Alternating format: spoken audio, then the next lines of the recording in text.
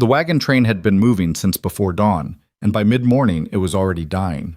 Elara Boone felt it in the way the animals moved. Too slow, too reluctant, their breath coming out in thick white clouds that vanished almost immediately into the howling gray above. She felt it in the way the men stopped talking to each other and started talking in low voices behind the last wagon, turning their backs when anyone walked too close. She felt it in the way her father hadn't looked at her since breakfast. Not once.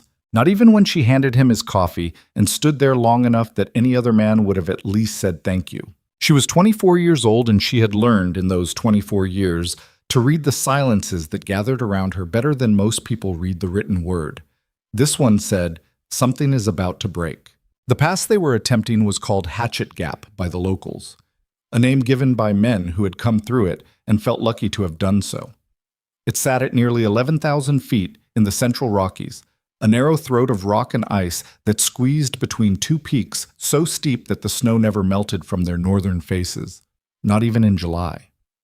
It was already the second week of October. The man who'd sold the wagon train its maps back in Laramie had told them they had until mid-October before the pass became impassable. He had been wrong, or he had lied, or the mountains had simply decided they didn't care about either truth or lies this year. The storm came from the northwest like something that had been building its fury all the way from Canada and had chosen this particular afternoon to spend it. Elara was riding in the third wagon, wedged between a crate of cast-iron cookware and a rolled-up canvas tarp that smelled of old rain and pine resin. She wasn't allowed to sit up front with the driver. That was Thomas Heck's wagon, and Thomas Heck had made it quietly, firmly clear at the start of the journey that he didn't want her weight up front throwing off the balance of his team. She hadn't argued. She had learned also not to argue. She was big. She knew it, had known it since she was 8 years old, and the other children at the schoolhouse started finding new and inventive ways to make sure she knew it. Not just tall, though she was nearly 5'9", but wide through the hips and heavy through the middle, with thick arms and a round face that she'd once heard a woman at church describe as unfortunate. She carried herself carefully, in the way that large people sometimes learn to carry themselves, taking up less space than she actually needed, moving quietly, apologizing in advance for her own existence. The wind hit the canvas hard enough that the wagon shuddered. "Lord Almighty," Thomas Heck said from the front, though Elara could barely hear him over the sound of it. Then the axle gave. It didn't snap so much as it simply surrendered, a deep grinding crack that she felt through the floorboards before she heard it.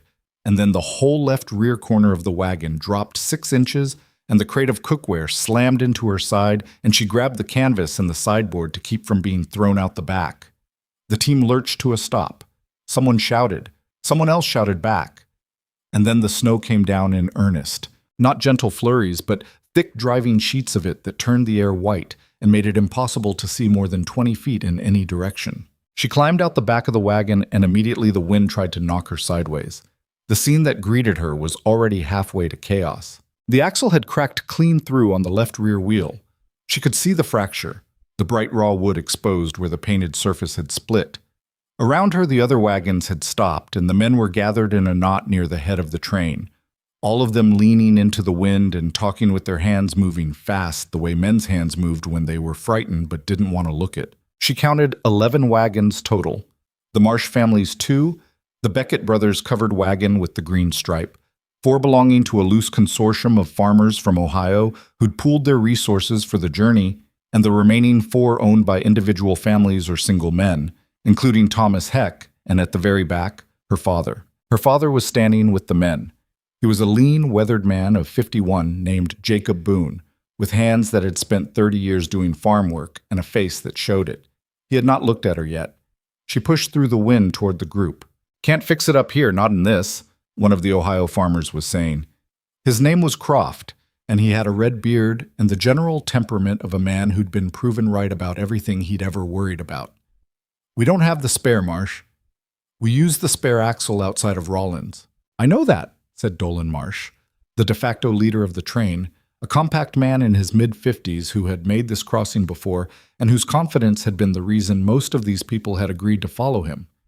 That confidence looked thinner now, stretched tight over something that might have been fear. "I'm aware of that." "So what are we saying?"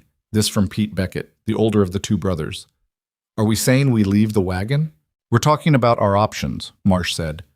There's one option, Croft said. We can't stay on this pass. That storm is going to be on top of us inside of an hour, and we'll be trapped if we stop moving. The heck wagon isn't going anywhere without a new axle. Then we redistribute the load between the other wagons, and we move. Alara stepped into the circle of men. What about the people? Several of them looked at her. A few looked away again, which was its own kind of answer. We can fit everyone, she said. If we redistribute the cargo, we can fit. Weight's already a problem, Pete Beckett said. He wasn't being cruel exactly. He was being practical in the way that frightened men became practical, stripping everything down to numbers, to load capacities, to the calculated chances of making it down the other side of the pass before the storm buried them all. Every wagon's running heavy. We start adding bodies. I understand weight distribution, Alara said, and she kept her voice flat and measured because she had learned that flat and measured was the only register men like this would listen to from a woman, especially from her. If we pull 2 wagons and leave the rest, we're not leaving wagons, said one of the Ohio men. Harker, she thought his name was, a wide-shouldered man who'd barely spoken to her the entire journey. That's everything some of these families own. Then we find a way to move the wagons and the people. Maybe we find a way, Croft said, to leave what's slowing us down. The wind screamed through the gap between the peaks. Nobody said anything for a moment. Alara looked at her father. He was staring at the ground near his left boot. His jaw was set in that particular way it set when he'd already made a decision and was waiting for someone else to say it out loud so he wouldn't have to. She had seen that jaw her entire life. Papa? Her voice came out quieter than she'd intended. Papa, look at me. Jacob Boone raised his eyes. He looked at her for about 2 seconds, long enough to tell her everything, not long enough to say any of it. And then he looked back at Marsh. Dolan, he said, what do we need to do to get moving? Mom, what they needed to do, it turned out, was leave Thomas Heck's wagon and everything in it, redistribute the most essential cargo across 3 of the other wagons, and move fast. What they actually did was all of that plus one more thing, and it was the one more thing that Alara would spend the next several months trying to fit into some shape she could live with. She didn't understand it was happening at first. She thought the discussion about weight was about the wagons, cargo versus survival, the utilitarian calculus of pioneers who'd been hardened by a hard country into people who could do the math on those things without flinching. She helped with the redistribution. She carried crates and bundles through the thickening snow, moving between wagons, her boots slipping on the ice that had already begun forming on the rock beneath the snow. Her arms ached, her lungs burned with cold. She kept moving because moving was what you did when everything was going wrong. You kept your hands busy, and you didn't look up. It was the Marsh boy, a 10-year-old named Caleb with an unfortunate habit of saying true things at the worst possible moments, who told her. He found her behind the Beckett wagon, wedging a flour sack into a gap between 2 crates, and he stood there in the snow with his hat pulled down over his ears and looked at her with that particular expression that children sometimes wore when they knew something they shouldn't know and hadn't yet learned the social grace of pretending otherwise. Miss Alara, he said. Caleb, go back to your mama. They ain't putting you in a wagon, he said. She stopped. What? I heard him talking. Papa and Mr. Croft and your daddy. He paused. They said the wagons can't carry the extra weight. They said... He stopped, and even he, at 10 years old with his unfiltered child's tongue, couldn't quite bring himself to finish the sentence. She didn't need him to. She straightened up and walked around the front of the Beckett wagon, back toward where the men were clustered near the lead wagon, and she kept walking even as the snow thickened and the cold hit her face like the flat of a blade. And she found them there, Marsh, Croft, Harker, her father, standing in a rough circle, their heads bent together. Tell me, she said. They turned. 3 of them looked at her with various arrangements of discomfort and avoidance. Her father looked at her with that jaw set, those eyes that had already made their peace with what they'd decided. Alara, he said, tell me what you decided. Marsh cleared his throat. He was a decent man, she thought, the way that men could be decent in all the ordinary circumstances, and then reveal, in the extraordinary ones, the precise limits of that decency. The wagons are at capacity. We're in a serious situation here, and the storm is... I know about the storm, she said. Tell me what you decided about me. Silence. The wind filled it. There's a lean-to, Croft said, and his voice had the flat businesslike quality of a man who'd separated himself from the emotional content of what he was saying. Quarter-mile back, west side of the trail, used by the survey crews. We'll leave you supplies, blankets, food for 3 days, some firewood if we can spare it. Storm like this will blow through by morning. Once it passes, you can— You're leaving me, she said. It's not in a blizzard, on a mountain pass, alone. She was aware of her own voice, as if from a slight distance. Too steady, she thought, too flat. The calmness of a person whose mind had not yet fully caught up to what was being said. You're leaving me here to die. The lean-to will hold, Marsh said. It's not about the lean-to. She turned to her father. Papa, Jacob Boone was looking at her. He hadn't looked away this time. There was something in his face, not cruelty. She would always insist on that in the years afterward. Not cruelty, but something worse in its own way. Something like grief that had already accepted itself, mourning that had already finished doing its work. He had already let her go. He had done it sometime in the last hour, maybe earlier, maybe years ago, and she was only finding out about it now. You can't make this crossing, Ilara, he said. You know that. I've walked further than this. I helped with the wagons can't carry you, and you can't keep pace on foot. Not in this, not with— He stopped. He didn't say the word. He didn't need to. There's no good answer here. I'm trying to give you the best one I can. The best one you can, she repeated. I'll come back for you. Soon as we're through and we find a town, I'll send someone back up. With what? In what? The pass will be snowed in by— She stopped herself. There was no point in finishing that sentence either. She could see in his face that he knew it too. He had done the same math she was doing. He had simply done it first and gotten used to the result. I'm sorry, he said. She looked at him for a long moment. She tried to find something in his face that would help her. Anger, or cowardice, or simple heartlessness. Any of the explanations she'd reached for her whole life when she tried to understand why she had always been the thing her father seemed least sure he wanted. She couldn't find any of them. What she found was just a man who was afraid and had chosen, and was going to have to live with it. She didn't say anything else to him. She turned and walked back toward the broken wagon. They gave her 2 blankets, a small sack of dried beans, a half loaf of hard bread, a canteen, and 4 sticks of firewood. Croft found a box of matches in his coat pocket and included those. Nobody met her eyes while they did it, except the marsh boy, Caleb, who stood in the snow and watched her with an expression so nakedly miserable that she had to look away from him. The lean-to's got a fire pit, Marsh told her. He was standing a few feet back, and his voice had the quality of a man delivering information because it was easier than delivering an apology. Stack the wood right. It'll last the night. Thank you, Mr. Marsh, she said. Her voice came out polite. She was faintly astonished by that, by her own capacity, even now, to fall back on the learned courtesy of a woman who'd spent her life making herself easier for others to deal with. The wagons began to move. She stood in the snow and watched them go. One by one, the canvas tops moving in the wind, the wheels grinding through the ice, the sound of the team's breathing and the driver's low voices carrying back to her for a few minutes and then swallowed by the storm. The last wagon was her father's. She watched it until she couldn't see it anymore, which didn't take long. Then she turned and walked west along the trail to find the lean-to.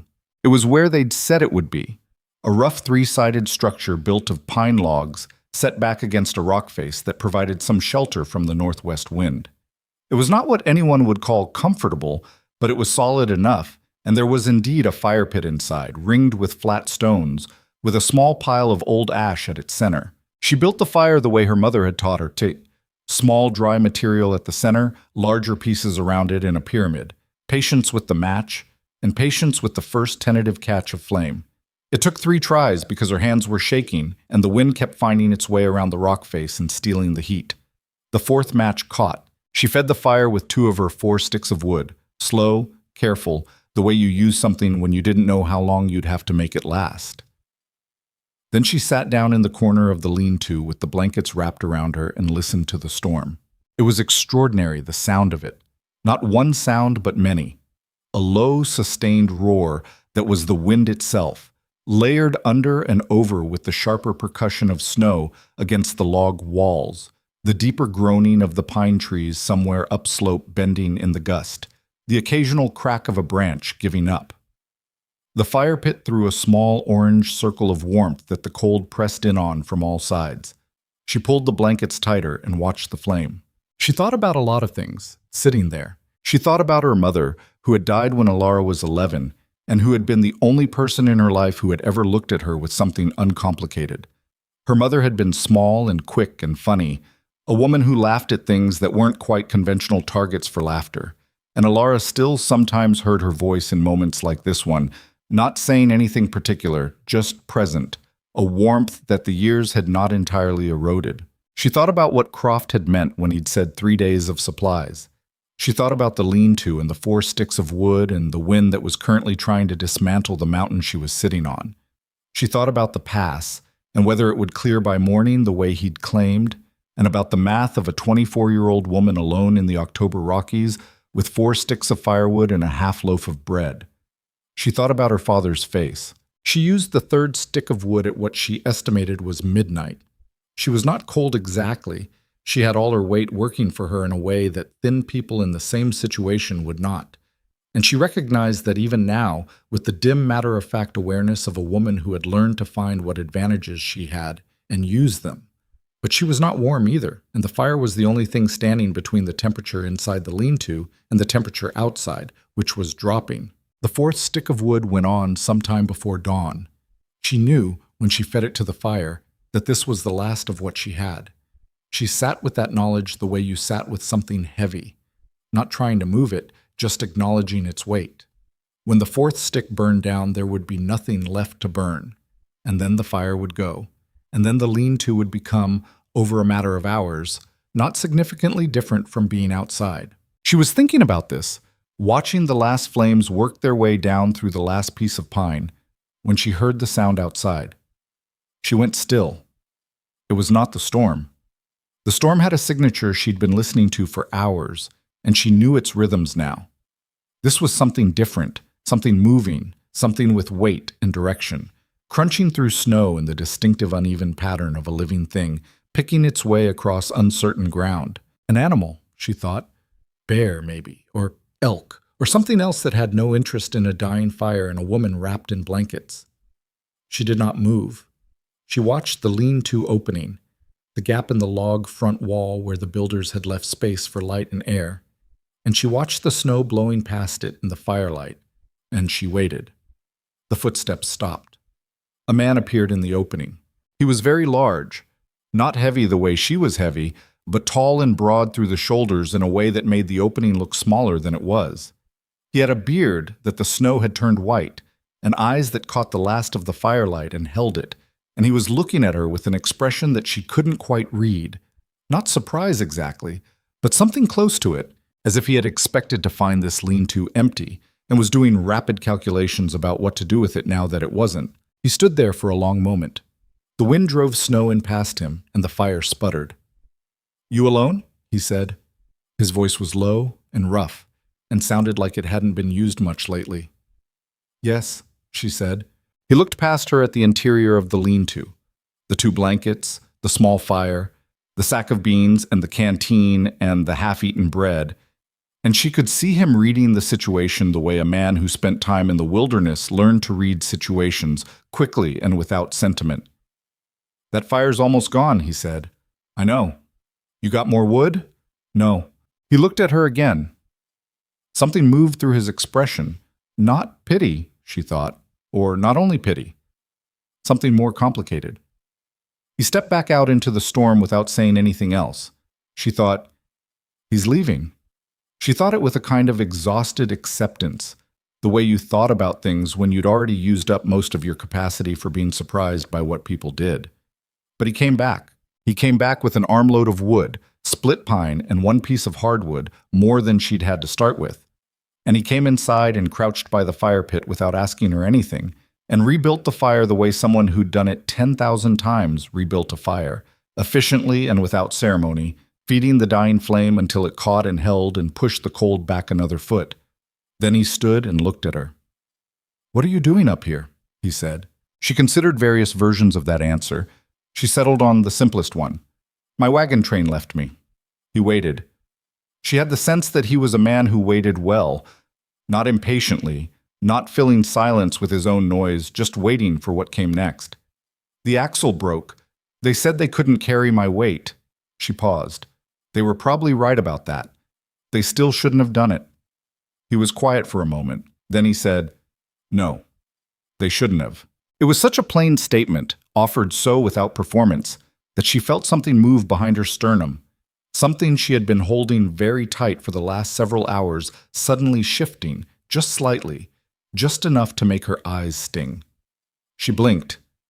She was not going to cry in front of a stranger who had appeared in a blizzard.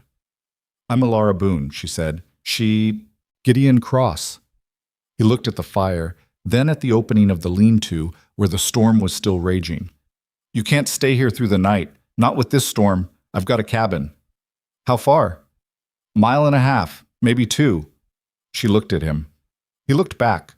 Neither of them, she thought, had any illusions about what a mile and a half meant in a mountain blizzard she didn't know what temperature it was, but cold enough that the hair in her nose froze when she breathed in. "I'm not small," she said. It came out flat, a statement of fact rather than an apology. She was done apologizing for it tonight. "If you're thinking about carrying me or—" "I'm not thinking about carrying you," he said. "I'm thinking about you walking and me making sure you don't fall off the trail." She looked at him for another moment. "All right," she said. The walk nearly killed her anyway. Not because of the cold exactly, or not only that.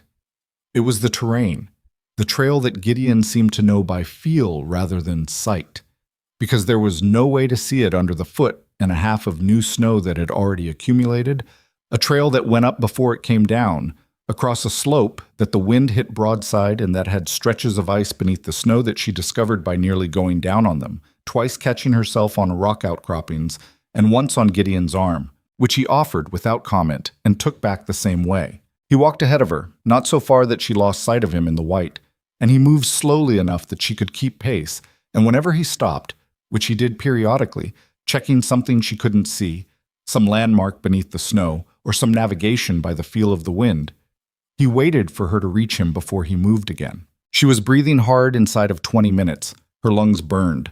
The cold was extraordinary. The kind of cold that found every gap in your clothing and worked its way in and then set to work on you from the inside out. Her feet were numb inside her boots. Her face was numb. She was thinking, very clearly, one step at a time, just one more step, the way she'd taught herself to think in moments when the only option was to keep going.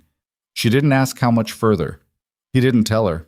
But eventually, she had no sense of how long it took, time having gone strange in the way it went strange in cold and wind.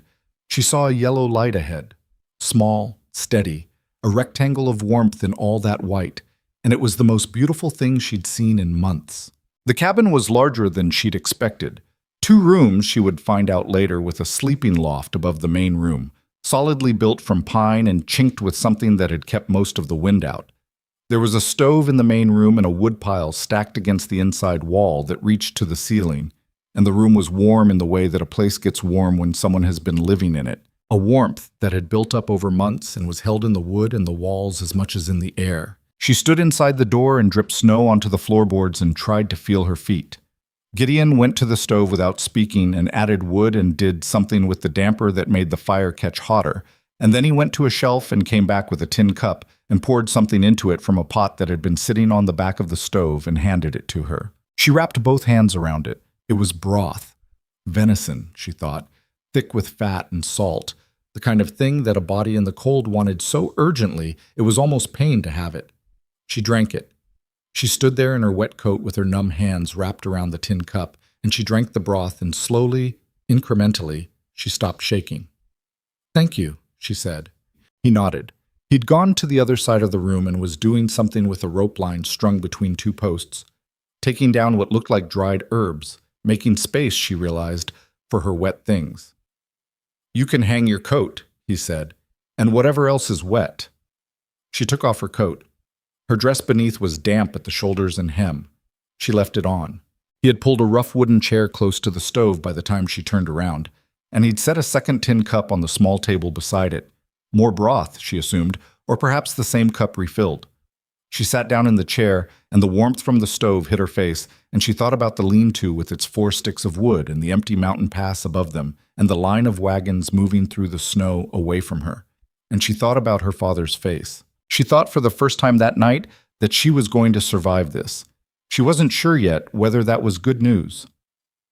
The storm raged for 2 days. Gideon Cross, she learned, was not a man who talked much. This was fine with her. She was not feeling particularly conversational.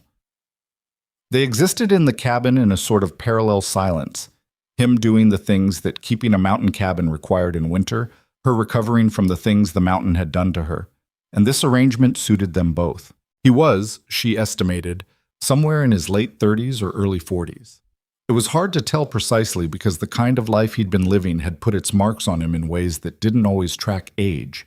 His hands were the hands of a man who worked hard and worked constantly. His face was weathered and creased, but his eyes had a quality that she associated with people who were paying attention, always, to more than was happening in the immediate moment. He had a dog. She hadn't seen it at first. It had been sleeping in the corner behind the woodpile when they arrived, and she'd mistaken it for a pile of fur. But on the second morning, it had come and laid its head on her knee while she sat by the stove, and she'd looked down to find a large gray animal of indeterminate breed looking up at her with yellow eyes. "What's its name?" she asked. Gideon looked up from the rifle he was cleaning. "Doesn't have one." "What do you call it?" "Don't usually call it. It comes when it wants to." She looked down at the dog. The dog looked up at her with the frank and uncomplicated attention of an animal that had made a decision. "I'll call you February," she said, "since that's what this weather feels like." The dog's tail moved once. On the second day, when the storm had dropped to a steady but survivable snowfall, Gideon brought in a snowshoe hare he'd snared overnight, and she asked him if she could cook it. He looked at her for a moment, as if assessing whether this was a genuine question or some kind of social formality, and apparently decided it was genuine. "Kitchen's yours if you want it," he said. She cooked the rabbit in a cast-iron pan she found hanging on the wall, with the dried herbs that hung in bundles near the stove. Thyme and something she didn't recognize, earthy and slightly bitter, wild-gathered probably. And the last of what appeared to be a small sack of dried onion that she found on the shelf. She made a gravy from the pan drippings with a little of the flour she'd spotted in a tin near the stove. She cooked it low and slow the way her mother had shown her, and the smell of it filled the cabin until even Gideon, who had been skinning something at the far end of the table with his back mostly to her, turned around. He ate 2 servings without saying anything. Then he put down his fork and said, "Where'd you learn to cook like that?" "My mother," she said, "and myself mostly. I've been cooking since I was 9. He nodded, as if this confirmed something. "You said your wagon train left you," he said. It wasn't exactly a question. "Yes." "Family?" "My father was with the train." She kept her voice level. He didn't stay behind. Gideon was quiet for a moment. The stove ticked. February was under the table, pressed against Alara's feet in that specific way the dog had developed of treating her as a primary source of warmth. "I'm sorry," he said. "You said that already, out in the lean-to." Seemed worth saying again. She looked at him.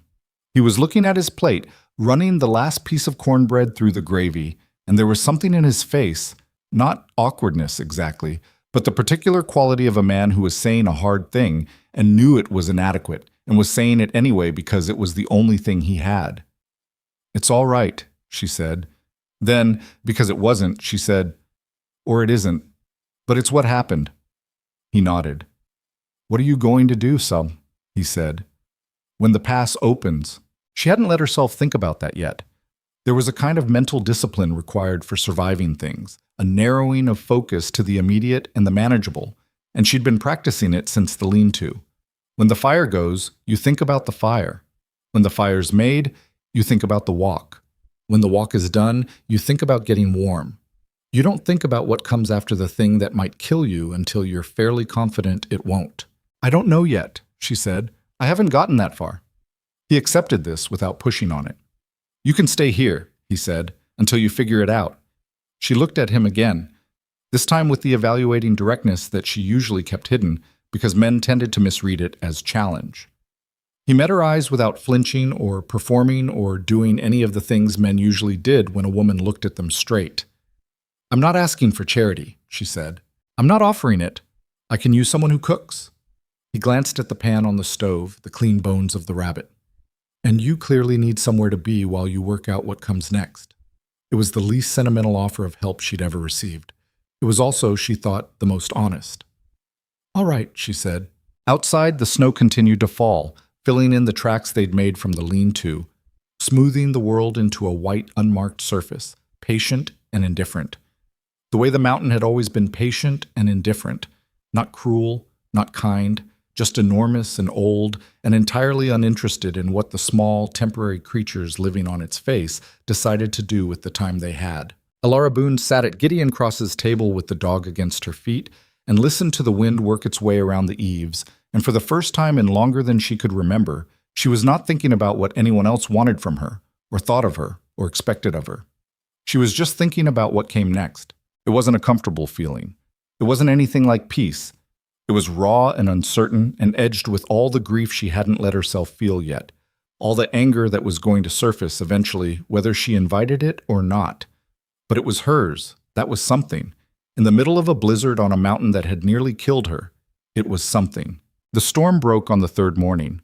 Alara knew it before she opened her eyes. Not because the wind had stopped, exactly, but because the quality of the silence had changed. The storm had been a living thing, pressing and insistent, filling every crack of the cabin with its noise, and now it had withdrawn. What was left was the deep, almost reverential quiet of a mountain after heavy snowfall, the kind of quiet that had weight and texture to it, that sat on the world like a held breath. She lay in the sleeping loft. Gideon had insisted she take it, and she'd been too exhausted the first night to argue, and too practical the second to reverse a sleeping arrangement that was already working, and stared at the underside of the roof boards and listened to that quiet and tried to figure out what she felt. What she felt, she decided, was not what she'd expected to feel. She had expected, once the immediate emergency was over, and she had warmth and food and a roof, to feel the full weight of what had happened land on her. She had expected grief or rage, or the particular kind of desolation that came with being abandoned by your father on a mountain. She had expected to spend at least some portion of the night crying. What she felt instead was something more like anger. Not the hot, immediate kind, but something lower and slower. A banked thing that she could feel in her chest like an ember. Not consuming anything yet, just burning steadily. A small, persistent heat that told her it had been there for a long time and was planning to stay. She climbed down from the loft and found Gideon already up, already dressed, crouched by the stove feeding it the morning's first wood. February was sitting near the door with the alert posture of a dog who had decided it was time to be outside. "Storm's over," Alara said. "Mostly." He didn't look up from the stove. "Still some weather to the north. Pass'll be drifted deep."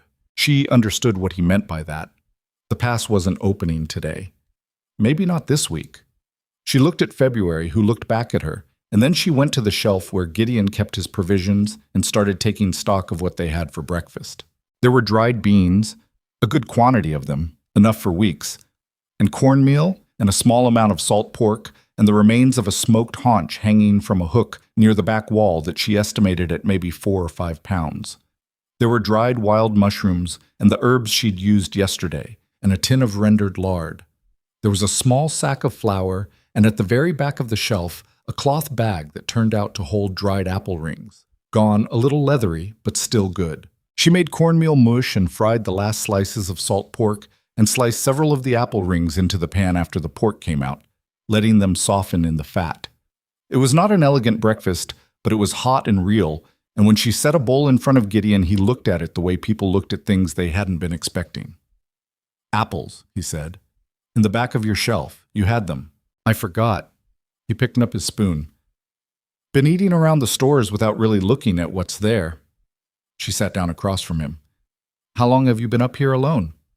He chewed, swallowed, thought about whether to answer the question.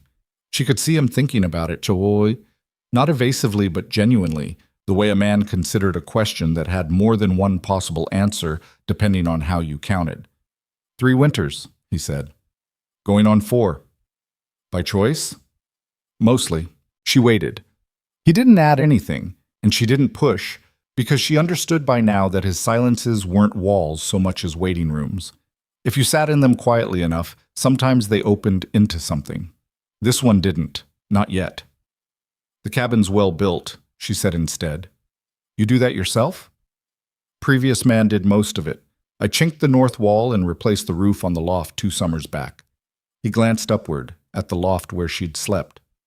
Holds better now. It held fine, she said. I slept well. He nodded as if this were a contractor's report rather than a personal statement and went back to his mush.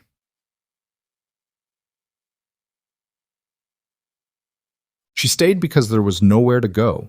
She stayed because the pass was drifted and the temperature had dropped to something genuinely dangerous after the storm, and because she had 2 blankets and a half sack of dried beans and no money and no plan beyond getting to the other side of a mountain that currently had no other side. But she also stayed, she admitted to herself in the small, honest hours of the 3rd night, because Gideon Cross was the first person in longer than she could remember who hadn't seemed to want anything from her or have any particular disappointment waiting for her just beneath the surface. He didn't look at her the way people looked at her. That was the most precise way she could put it. He looked at things, at situations, at problems. He looked at the smoked haunch and the flower supply and the sky in the mornings when he stepped outside to check the weather, with the same quality of attention, not indifferent, but not weighted with the accumulated judgments that every other gaze in her experience had carried. It should have bothered her, she thought, being treated as simply another element of the situation, no more remarkable than the provision shelf or the chimney draw. In some abstract way she supposed it did, but after 24 years of the alternative, it felt something like rest. She learned his routines by watching. He was up before full light, which in the mountains in October was not yet 6 o'clock, and he started the fire and checked the snares he kept in a loop around the cabin's perimeter, and then came back and did whatever indoor work needed doing. Sharpening tools, working the hides that hung from the loft railing, cleaning equipment. He ate simply and without complaint about what was offered. He went to bed when it got dark, and there was no point in burning lamp oil to stay up longer. He carried a scar on his left hand, she noticed. A long one, pale and old, running from the base of his thumb to his wrist. She didn't ask about it. She noticed it the same way she noticed everything, catalogued it without comment, added it to the accumulating picture of a man who had history he wasn't sharing. On the 4th day, she said, "Can I come with you when you check the snares?" He looked at her. "It's cold." "I know it's cold. I'd like to see how you do it." He handed her a pair of snowshoe frames he took down from the wall. Rough things, wooden frames strung with rawhide in a loose lattice, and showed her with minimal demonstration how to strap them on. She already knew the basic principle, but her technique was bad and the terrain outside the cabin was not forgiving of bad technique, so she fell down twice in the first 50 feet, once hard enough to pack snow down her collar. He waited each time. He didn't offer his hand unless she didn't get back up quickly. She always got back up quickly. The snares were set along 3 trails that wound through the trees north of the cabin, and he checked each one with the matter-of-fact efficiency of a man doing maintenance, resetting the ones that had triggered without catching anything, collecting the one hair that had been less fortunate. He talked about what he was doing as he did it, quietly, no more than necessary, not explaining exactly, more narrating. The way someone talked when they were used to silence and found that having someone to talk to changed the quality of their thinking. "Spring snares for the hares," he said. "Deadfalls for squirrel, if you set them right. Pit traps don't work this close to the cabin. The animals learn them. You've got to move them every week or 2. What do you use for bait? Depends. Apple cores if I have them. Green pine tips sometimes. The hares will go for almost anything if they're hungry enough and you get the placement right." He stopped at one of the snare sets, a loop of wire fixed to a bent branch, positioned in a natural gap in the undergrowth. It's about finding where they already go, not about making them go somewhere new. She looked at the snare, at the tracks in the snow around it, small, the compressed ovals of a rabbit's passage, leading in a clear path through the gap. "You're reading the trail," she said. "Yes. And the snare just waits in the trail." "That's all it does." She looked at the tracks for a moment more. "I want to learn this," she said. He glanced at her. Not surprised, she thought, but perhaps recalibrating something. All right, he said. Hug. Winter had opinions. In the 2 weeks that followed the storm, the weather could not make up its mind.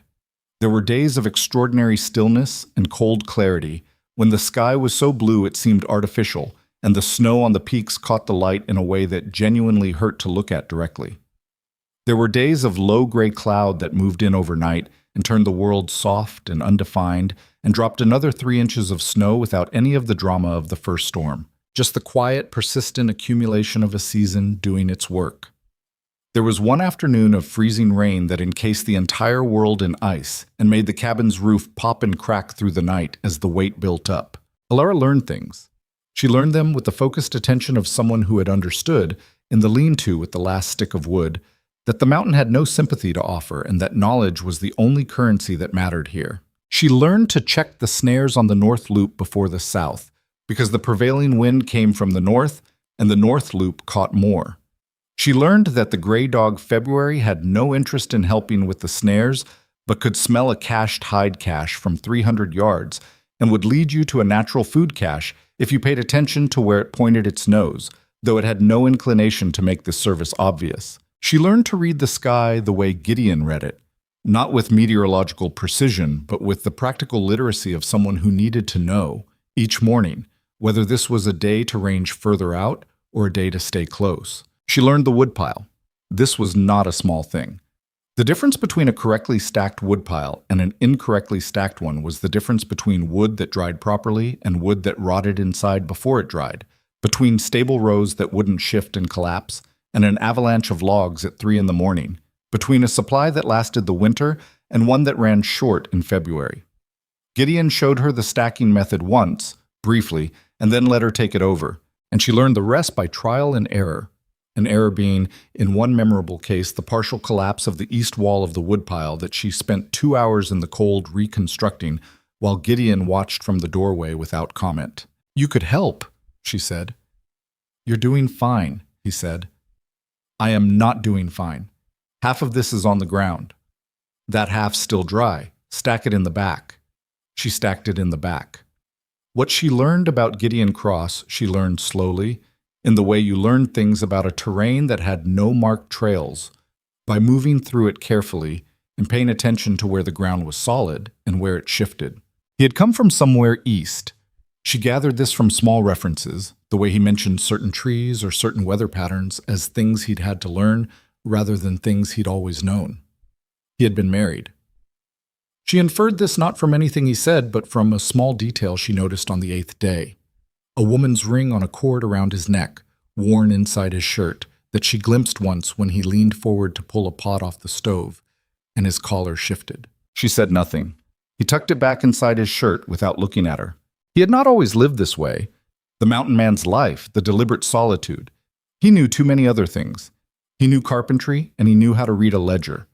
And once, when she was puzzling over a map she'd found folded in her coat pocket from before the wagon train left, he'd looked over her shoulder and oriented himself on it immediately, and pointed to a place and said, "We're about here," with the confident precision of someone accustomed to reading maps for practical rather than recreational purposes. He had something he was carrying.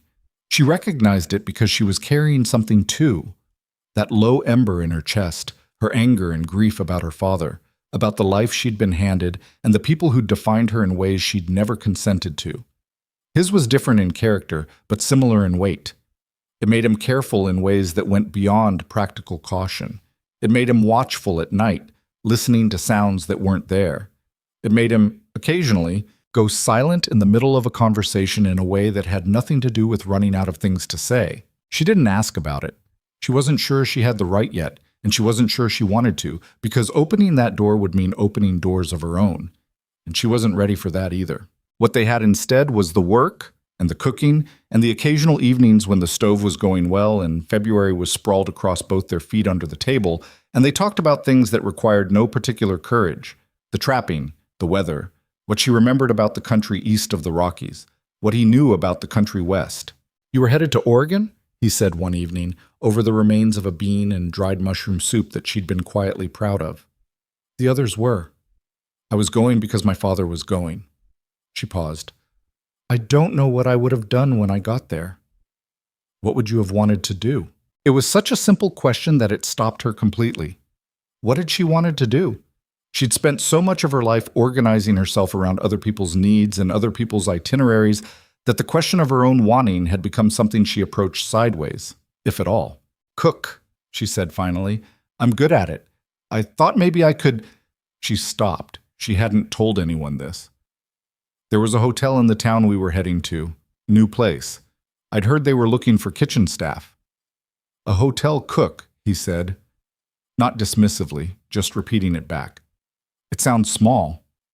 It sounds like what you wanted. She looked at him. He was looking at his bowl. It was the only thing I thought I might be able to do on my own terms, she said, without needing anyone to. She stopped again. Without needing anyone to take you on out of obligation, he said. Yes. He nodded slowly. That's not small, he said, wanting something on your own terms. She didn't know what to say to that, so she didn't say anything, and they went back to their soup, and February sighed heavily under the table, the way dogs sighed when the humans above them were being slow and emotional about things that were taking too long. The trouble with Barrow and his men started on a Wednesday in November, though Alara wouldn't understand until later how close it had already been building.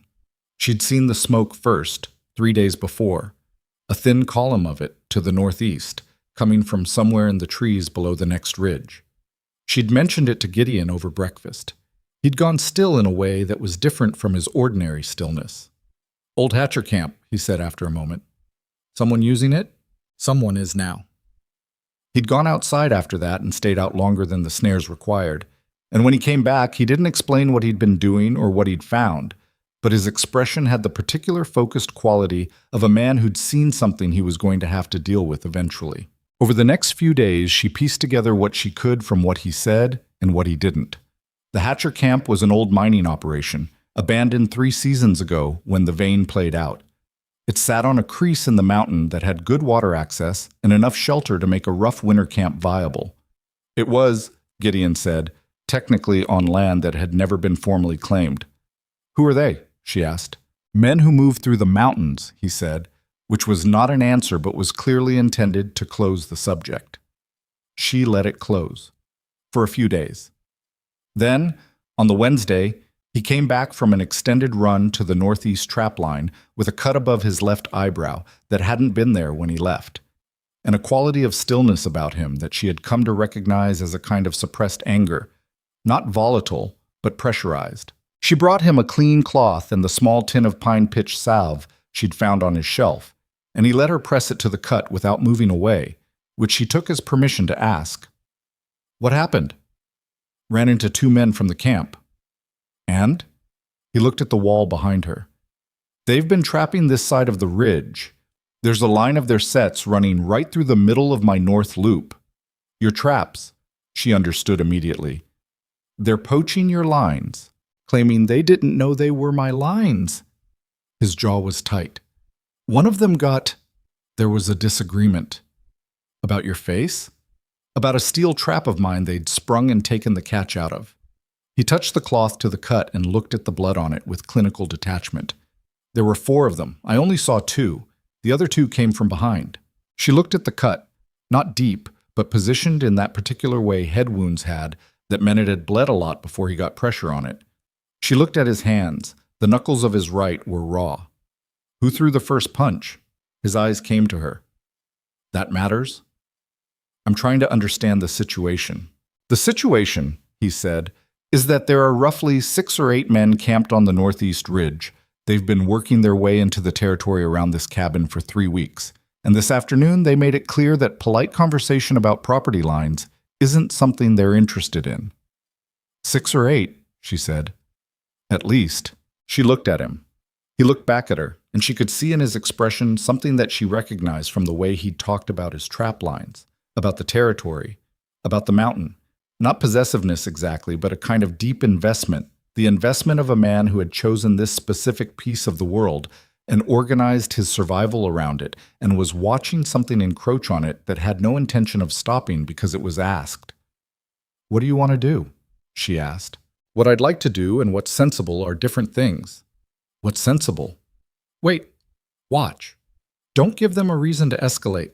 She looked at the cut above his eye. They already escalated. They pushed. I pushed back. His jaw tightened slightly. I'm the one who's outnumbered. She understood that too. 6 or 8 men, 1 cabin, supplies that were adequate for 1 or 2, but would be a resource worth taking for a group spending the winter in a lean camp. She understood the math of it. She also understood that Gideon Cross had been alone up here for 3 years, had gotten used to dealing with everything the mountain threw at him on his own terms, and that what was sitting behind his eyes right now was not just practical concern about the numbers. I'm going to take the rifle out to the east camp tomorrow, he said. Check the far snares. If they've gotten to those too. He stopped. I'll come with you. He looked at her. No. You said yourself you don't know where all of them are. You shouldn't be out there alone. I was out there alone for 3 years before you. Before me, they hadn't found your camp. She kept her voice steady. You said there were 4 of them and only 2 in front. Means you couldn't see the other 2 until they were already behind you. He was quiet. I'm not going to be useful in a fight, she said. I know that. But I've got eyes, and I can move quietly enough. And if something happens to you out there and I'm sitting in this cabin waiting. She stopped herself.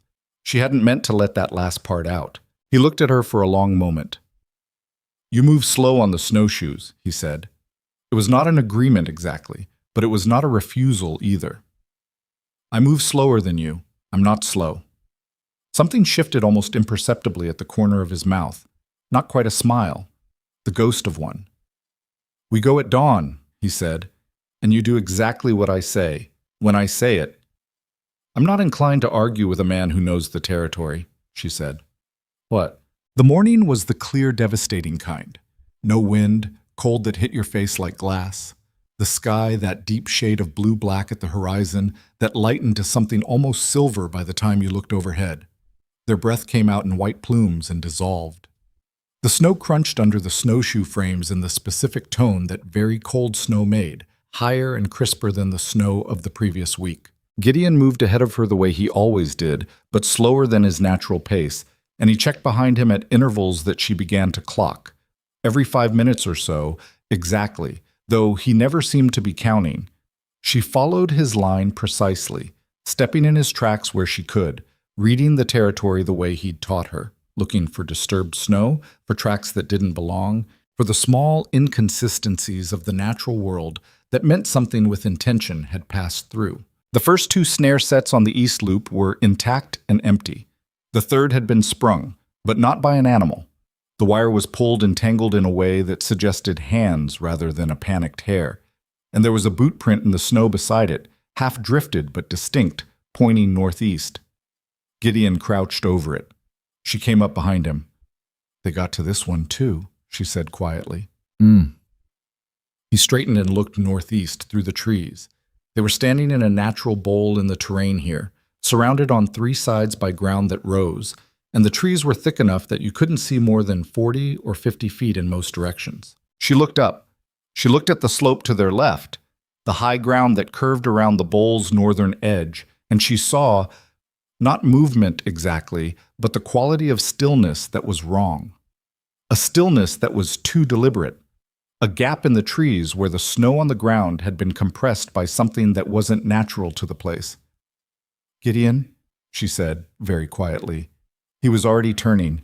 The man who stepped out from the trees on the north slope was large, not as tall as Gideon, but broader, with a heavy coat and a hat pulled low and a rifle that he carried in the loose, practiced way of someone who spent a lot of time with rifles. He stopped about 30 feet from them and looked down at them with the particular expression of a man who had planned this and was pleased with how it was going. Morning, he said. His voice was easy, almost friendly, which was the most alarming thing about him. You must be the neighbor. Barrow, Gideon said. Not a question. His voice was level, and his hand was at his side near the rifle he carried, but not on it. Not yet. The man, Barrow, glanced at Alara with the brief assessing look of someone checking inventory. She made herself stand still under it. Didn't know you had company up here, Barrow said. You've been keeping secrets. What do you want? Gideon said. Same thing I wanted yesterday when your friend here and I discussed it. He tilted his head toward the tree line, where she could now see the edges of 2 more men, half concealed. She did not look directly at them. This territory's valuable. Good water, good timber access, good lines. Seems wasteful for one man to be sitting on all of it. It's not yours to determine what's wasteful. No, Barrow agreed. It's not. Yet. He smiled, and the smile was the kind that didn't involve any warmth anywhere above the mouth. But that can change. Alara was standing slightly behind and to Gideon's right, and she was watching Barrow, and also the tree line, and also the slope to the south, the one they hadn't been watching. And it was from the south slope that she caught the movement, peripheral and quick, the edge of a coat between two pine trunks. 4 of them. At least 4. Barrow in front, 2 in the trees to the north, and now 1 on the south slope that they'd been maneuvered to put their backs to. She said nothing. She shifted her position, barely 2 inches, just enough to put herself where she could see the south slope and Barrow at the same time without obviously turning her head. I think, Gideon said in a voice that was too careful, that this is a conversation that ends here. I think, Barrow said, that might depend on... He stopped, because Alara had moved. She had not planned what she did. She would not have been able to, because it was not the kind of thing you planned.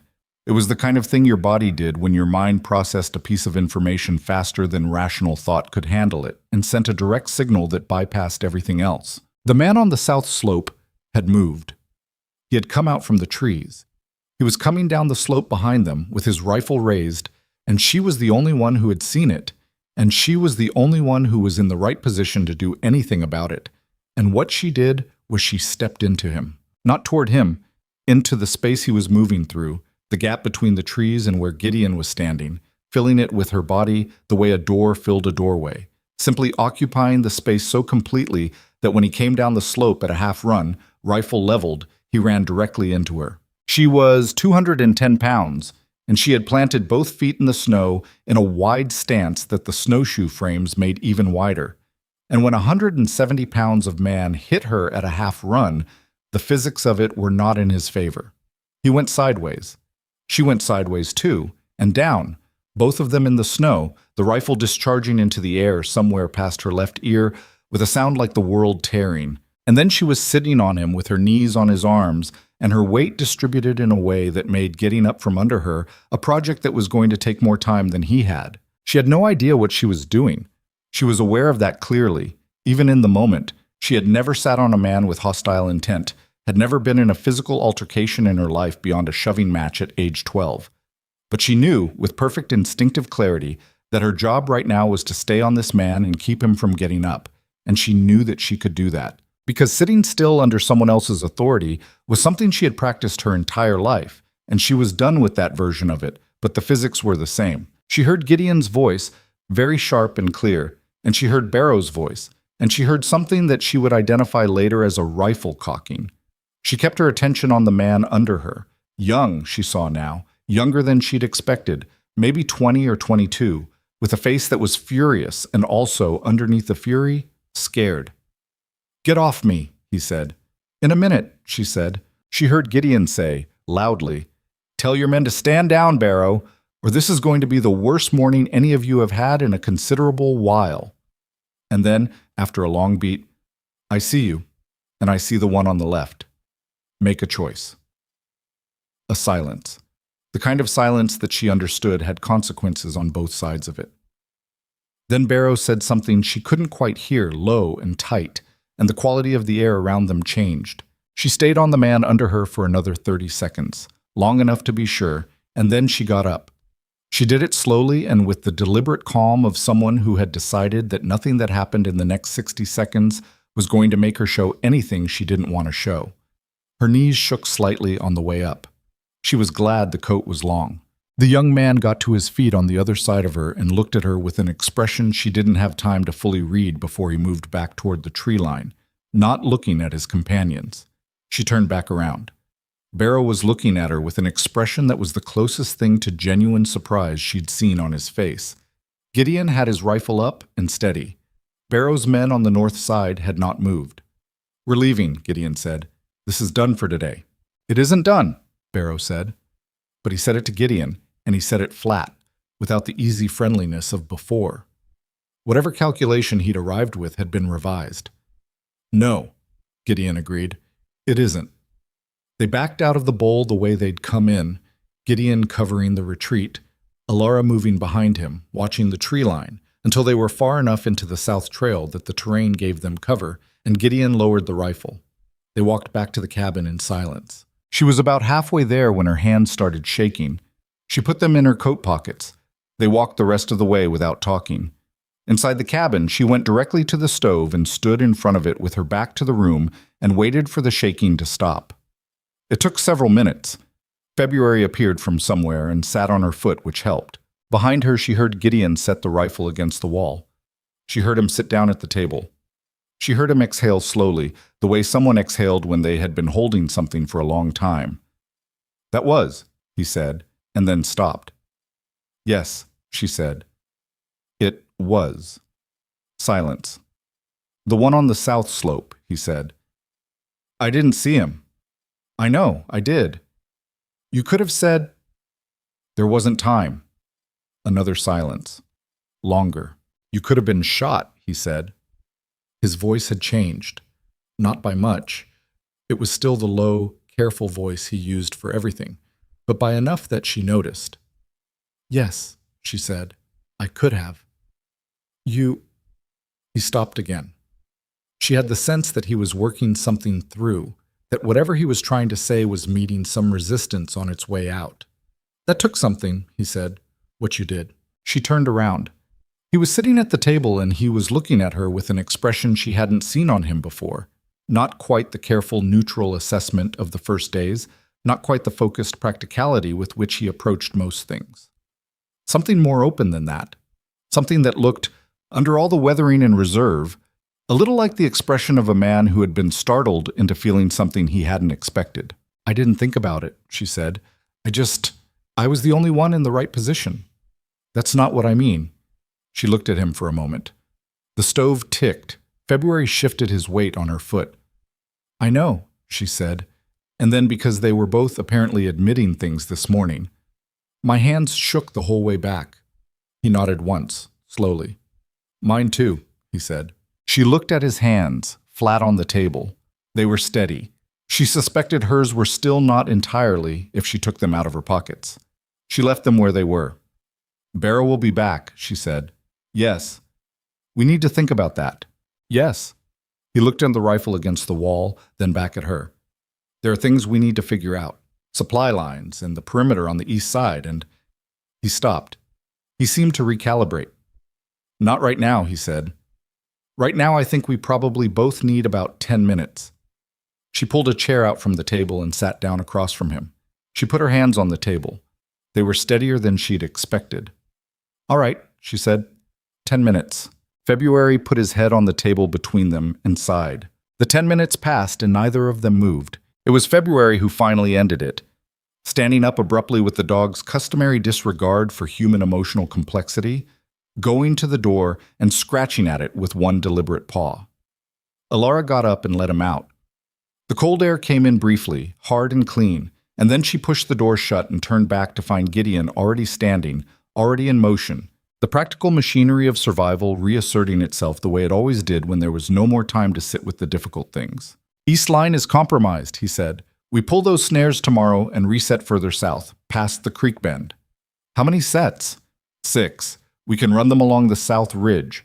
Better cover there anyway. Less exposure." She nodded.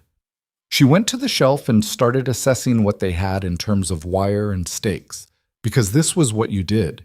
You cataloged what you had, and you made a plan, and you moved forward, because the alternative was to sit with your hands shaking on the table and think about how close it had been, and that was a thing you could do later, in the dark, when there was no more useful work left. They spent the afternoon inside.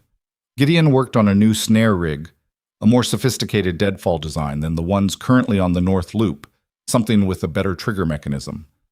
And Alara reorganized the provisions shelf with the focused attention of someone conducting an audit.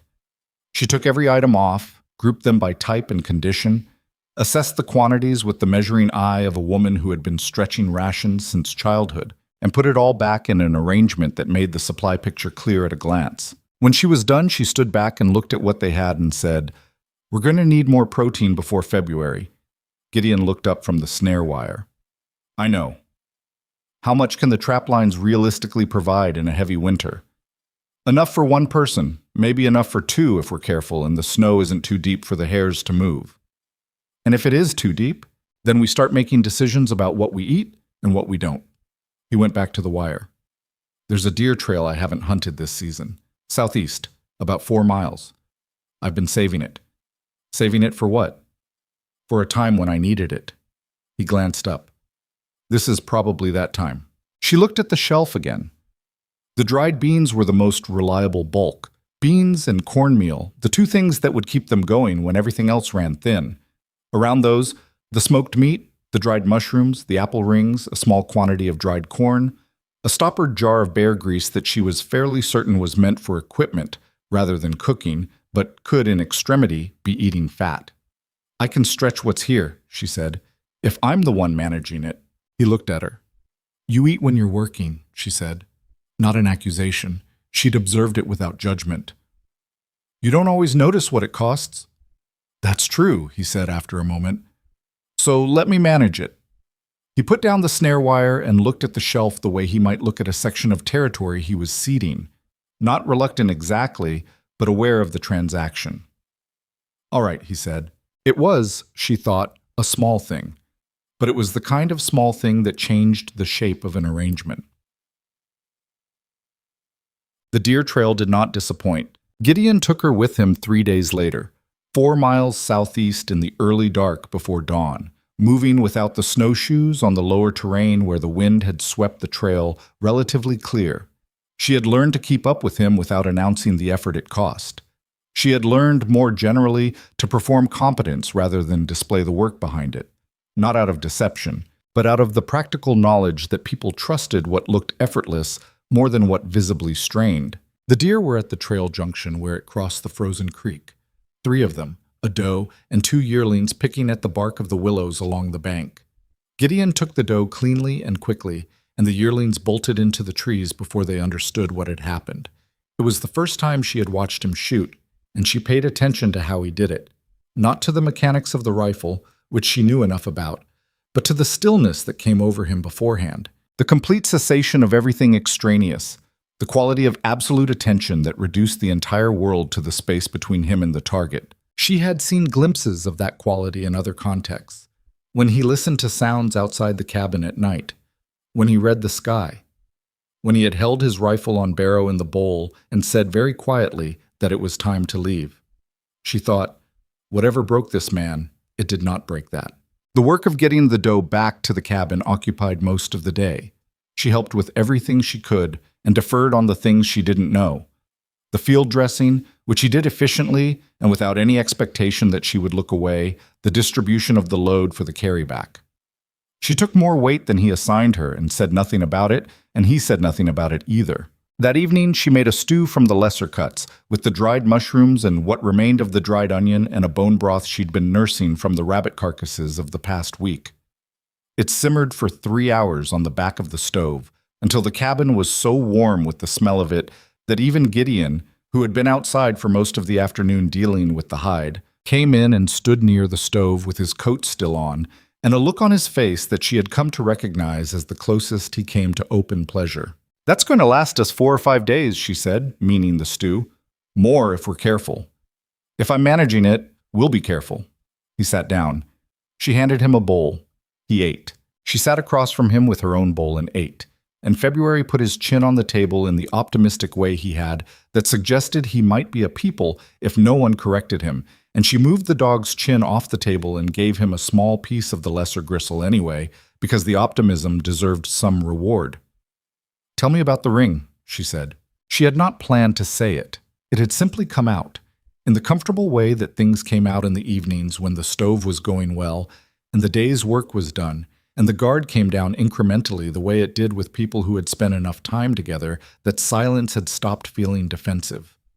Gideon went still. Not tense, she watched for that and it didn't happen, but still in the way he went still when he was deciding something. It was my wife's, he said. I know, I saw it when... She stopped. I wasn't trying to pry. I just saw it. I know you weren't. He looked at his bowl. Her name was Marie. She died. He paused. 4 years ago. It was the winter before I came up here. She waited. She wasn't sick. It was an accident. He turned the bowl slowly in his hands. House fire. I was in town. Our son was with her. He stopped again, longer this time. Neither of them got out. The stove ticked. Outside, the wind moved through the pines in that low, continuous register that was the mountain's ordinary voice. I'm sorry, Alara said. I know. She did not say anything else for a while. She ate her stew. February had given up on additional gristle and gone to his corner. The fire in the stove made the light move gently on the walls. I came up here, Gideon said, because I didn't know what else to do with myself. I thought... He stopped. Started again. I thought if I could just keep busy enough and far enough away from everything I'd had, eventually it would become something I could carry without it being the only thing I carried. Has it? He was quiet for a moment. Some days, he said. Some days it's still the only thing. She nodded, that she understood. Not the specific grief, she had not lost what he had lost, had not even come close. But the particular quality he was describing, the weight that was sometimes manageable and sometimes the whole world. My father, she said. Then she stopped. Then she started again, because it seemed fair. My father has been... She was looking for the right word. Not cruel, not exactly. He has been consistently disappointed by me. For as long as I can remember. Not because of anything I did, just because of what I am. She paused. What I look like. Gideon said nothing. He never said it directly. He was too... He'd have thought it was wrong to say it directly. But you can know a thing without being told. She looked at her bowl. Leaving me on the mountain was the most honest thing he ever did. Most honest thing he could have done, probably. At least it was clear. That's a hard way to think about your own father. Yes. She looked up. But you know what? It's better than spending the next 20 years trying to figure out why he keeps looking at me like that. Gideon looked at her steadily. You're angrier than you look, he said. Most people are, she said. I've just had more practice hiding it. He almost smiled. That ghost again, the one that lived at the corner of his mouth and came out infrequently and never for long. Yeah, he said. I know something about that. November deepened and the cold became structural. Not weather anymore, but simply the condition of the world, the baseline from which everything else was measured. Alara had grown up in the Midwest where winters were cold enough to be serious, but this was different in kind.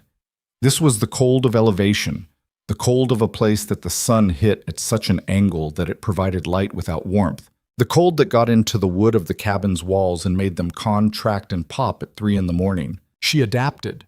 This was, she was learning, something she was good at. Not the adaptation of surrender, bending to whatever was required of her, but something more like finding the shape of a situation and fitting herself to it accurately. She ran the trap lines on the North Loop alone now, 3 mornings a week, while Gideon worked the longer South and East circuits.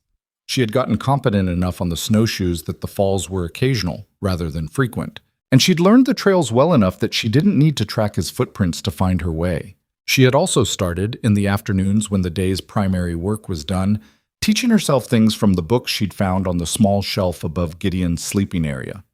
3 books, a surveyor's manual, a treatise on the Rocky Mountain fur trade from several decades prior, and a medical handbook that appeared to be intended for people operating in places without immediate access to physicians. She read the medical handbook with particular attention because it seemed the most immediately useful and because it organized information in the practical, consequence-oriented way she liked. You're reading Carver, Gideon said one evening, nodding at the handbook. It's useful. Do you know most of this already? Enough of it. What are you looking at?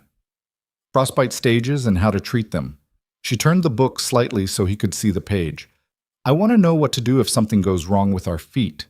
He leaned over and looked at the page, and she was aware of the proximity in the mild, abstract way she'd become aware of various things over the past weeks.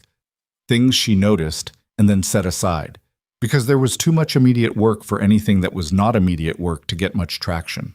The key thing Carver gets wrong, Gideon said, is about rewarming. He says to rub the affected area. He shook his head slightly. Don't. You break the tissue. What you want is slow rewarming. Get out of the cold, get it above freezing, don't rub. Where did you learn that? Made the mistake once, he said. Only once. He went back to his side of the table. She read the next section with the emendation noted in her mind. This was how they talked now. Not always easily, and not always about things that mattered, but without the careful management of the first weeks. She had stopped editing herself quite so thoroughly. He had stopped, she thought, performing quite the level of self-sufficiency he'd arrived at, or had been performing, or had genuinely been in the process of becoming in 3 years alone. She wasn't sure which it had been. She suspected some of both. The news arrived on a Thursday with a man she'd never seen before. He came from the west, from the other side of Hatchet Gap, which meant he'd come through on horseback before the snow got any deeper, following what Gideon told her was a lower route, longer but navigable if you knew it. He was a leathery, wind-bitten man in his 60s named Callum Reese, who seemed to know Gideon from some previous life, and who tied his horse at the rail outside the cabin and knocked with the specific pattern of someone who'd knocked on this door before. Gideon let him in. Elara made coffee from the small tin she'd been rationing carefully. Real coffee, not the roasted chicory substitute she'd been using. Because the man had come a long way, and it was the right thing to do, and she stood at the stove and listened. They talked first about the practical things, Barrow and his men, which Reese seemed to know about in the generalized way of a man who moved through this territory and gathered information the way rivers gathered water. He said Barrow had a camp at the old Hatcher site, and another one further north, and that there were more of them than Gideon probably realized. Closer to 12, he said, not 8. They've been working their way up from the South Valleys, Reese said, moving on to territory that isn't claimed and making it theirs. Nobody's done much about it because in this country, nobody much wants to be the one who does. I noticed, Gideon said. They hit the Danner brothers' camp in September, ran them off.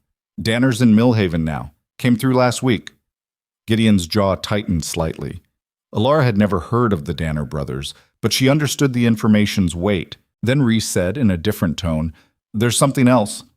He looked at Elara when he said it, not unkindly, with the specific discomfort of a man who had bad news to deliver and was working out how to deliver it. "Go ahead," she said. "You came over with the marsh train," he said. "Came through the gap in October." "I did." "They made it through, most of them." He paused. "They were in bad shape when they came into Millhaven. Lost 2 wagons in the lower stretch after the gap. The Harker family lost most of their stores in a creek crossing that went wrong." He set down his coffee cup. "Miss Boone, the train lost 3 people in the crossing, Harker's youngest boy, a man named Croft." He stopped. She had gone very still. "And your father," Reese said. "Jacob Boone. They said when the creek crossing went bad, he went in after the Harker boy. He got the boy out. He didn't make it back out himself." The cabin was quiet for a long time. She heard the stove. She heard Reese set down his cup. She heard February shift in his corner with a small sound.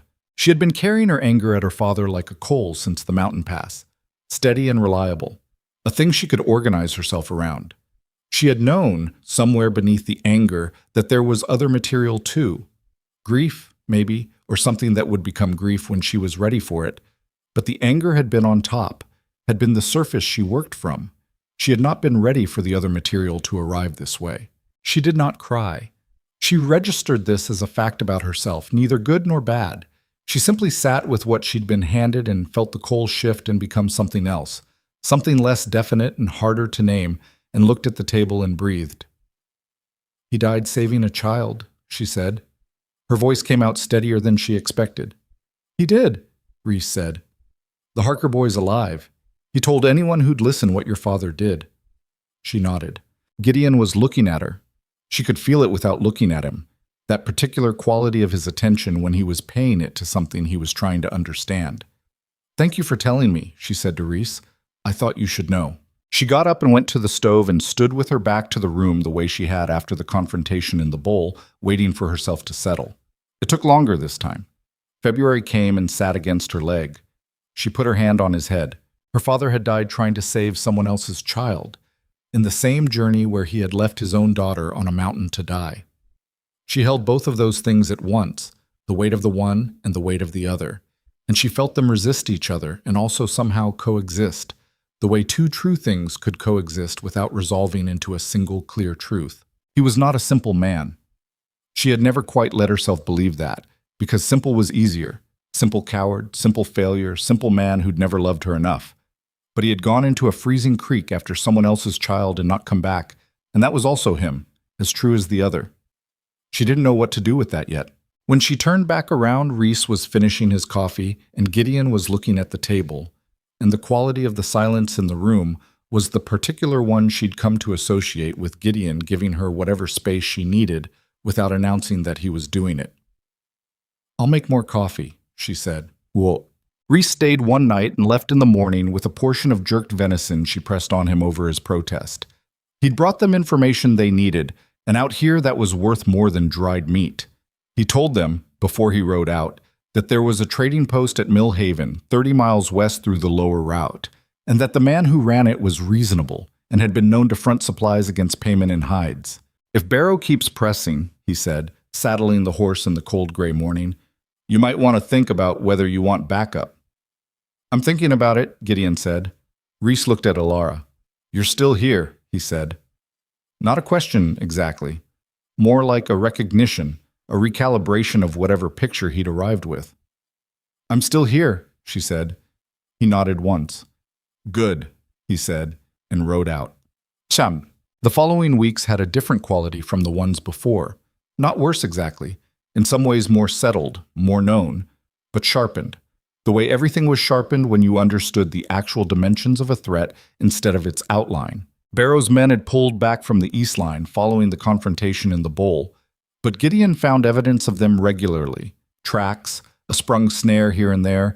One morning, a cut blaze on a tree at the edge of the north loop that had not been there the previous day and that served no purpose she could identify except to mark a boundary. Gideon looked at it for a long time without saying anything, then turned and walked back to the cabin. "He's establishing a line," he said. "Our line or his? Hard to say which side he thinks is his." She thought about Reese's number. 12 men in a winter camp against one man and one woman who had been on the mountain for less than 2 months. Even with Gideon's knowledge of the territory and his steadiness under pressure, those numbers were a problem that didn't go away by ignoring it. "We should go to Mill Haven," she said one evening. Gideon looked up from the snare he was restringing. "Get help," she said. "Real help. Or at least make sure someone knows what's happening up here. Reese knows. But Reese is one man. It's 30 miles, he said, on the lower route in late November. I know the distance." "You haven't done 30 miles in winter terrain." "No," she said. "But I've done things I hadn't done before, up here." "So have you, presumably." He looked at her steadily. "What are you thinking?" "I'm thinking we can't wait for Barrow to decide to escalate. He's already decided. He's just pacing himself." She folded her hands on the table. "We need either reinforcement or a plan that doesn't require it, and I don't see a plan that doesn't require it." He was quiet for a long time, long enough that she thought the conversation was over and she'd miscalculated how far he was willing to move on this. "There's a man in Mill Haven," he said finally. "Name of Ferris. He's got 8 or 9 men working his timber operation. He has no love for Barrow. Barrow's been pushing on his southern claim. An ally. A potential one. I don't know how much I trust him." "More than Barrow." He thought about it. "Yes." "Then we talk to him." She looked at him directly. "You and me, together, in 3 days when the weather window looks right." He picked up the snare wire again. He worked the wire through the loop with the careful attention he gave mechanical things. She waited. "All right," he said. They went on a Saturday, down through the lower route, Gideon breaking trail on the sections where the snow was deep enough to require it, Alara following with the focused efficiency she'd been building for 6 weeks on the mountain.